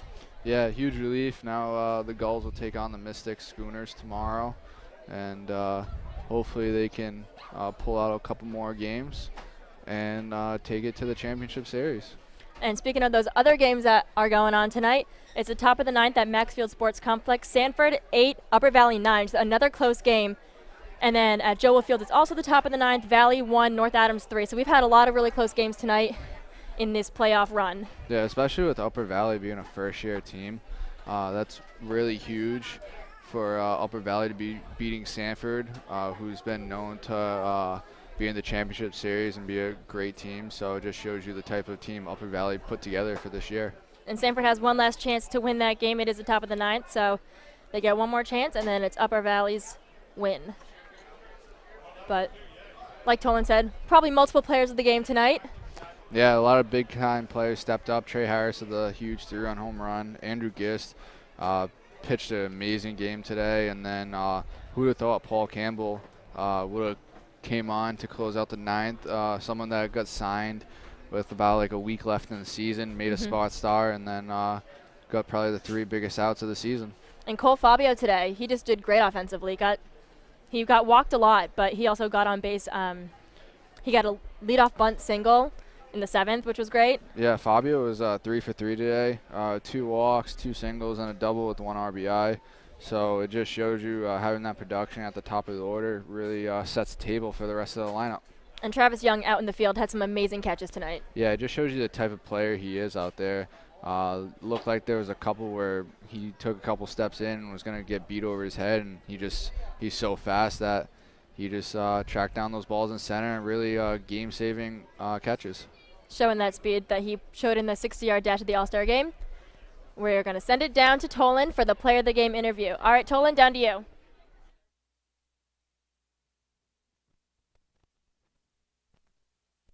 Alongside here alongside Tom Vaccaro here alongside the co-player of the game, Cole Fabio and Trey Harris. Start with you, Trey. A huge 3-run home run back in the 7th inning. You were pumped up coming around the bases. How did it feel to get those insurance runs for the team? Oh, it felt good. Honestly, I was just trying to play hard for my friends, man. It's been a great summer, and I didn't want it to end yet. So I was just competing, and whatever happened. Got lucky, hit a ball out front, and you saw what happened. It was fun, though. How excited are you to be facing Mystic tomorrow at Mystic? I'm excited. One of my best friends, Brett Bond, plays for Mystic. He's their catcher, so as long as I get to compete against the bros, I'm always down. So I'm excited, really excited. Thank you, Trey. And Cole Fabio, 3 for 3 tonight, 2 walks. Tremendous game from you. You were seeing the ball really well, huh? Yeah, it wasn't a great start to the series, but I figured I'd come out in Game 3 and maybe help us get a win. Well, you seem to have a lot of energy tonight. You provided a huge spark for the team. You see yourself carrying that through into the next series against Mystic and hopefully for a championship? I mean, I hope so. I could only hope I could keep hitting, but hopefully I'll just keep having good approach and it'll work out. Well, thank you, Cole. Thank you, Trey. Congratulations. You're moving on to the Southern Division Championship, hopefully on to the NECBL Championship in the future. Trey Harris, Cole Fabio, tonight's players of the game. Send it up to Jarek and Shannon one more time. Some great hitting, some great pitching tonight. Hopefully we can keep that going through our series for Mystic. Yeah, definitely. Hopefully they get the first game out of the way tomorrow, get that win, and come back and close out here in Newport. All right, Tolan, we're throwing it back down to you to close things out. Well, that'll do it for tonight's games. Folks, this season, out of all the games I've been a part of, this was by far the most exciting in every aspect of the word. A tremendous game by both teams. Credit to the Danbury Westerners who put on an absolute show tonight. Class acts on the field. It was the Gulls taking this one by a final score of 6-5. The 3-run home run by Trey Harris proving to be the difference. And Danbury didn't make it easy, scoring 3 runs in the 8th. Thought for a second maybe they'd tie that game, but Paul Campbell coming on in the 9th, taking the spot of Blake Cairns, closing that game out in tremendous fashion. The crowd was buzzing, and the Gulls move on there to the Southern Division Championship. They'll face Mystic tomorrow. So, as always, we thank you for joining us, and before we conclude, let's take a moment to thank everyone who made tonight's production possible. The executive producer of Newport Gulls Baseball, Tom Lima, producer Shannon Carlson, associate producer Blair Snyder, the director of media relations Nick Lima, audio technician Evan Carter, on-site engineer Matty Peters, field reporter Shannon O'Connell, and statistician Jared Krajewski. For my partner in crime, Chris Walker up there in the booth, I'm Tolan Vaccaro. As always, be safe, and we will see you next time here on the NECBL Broadcast Network.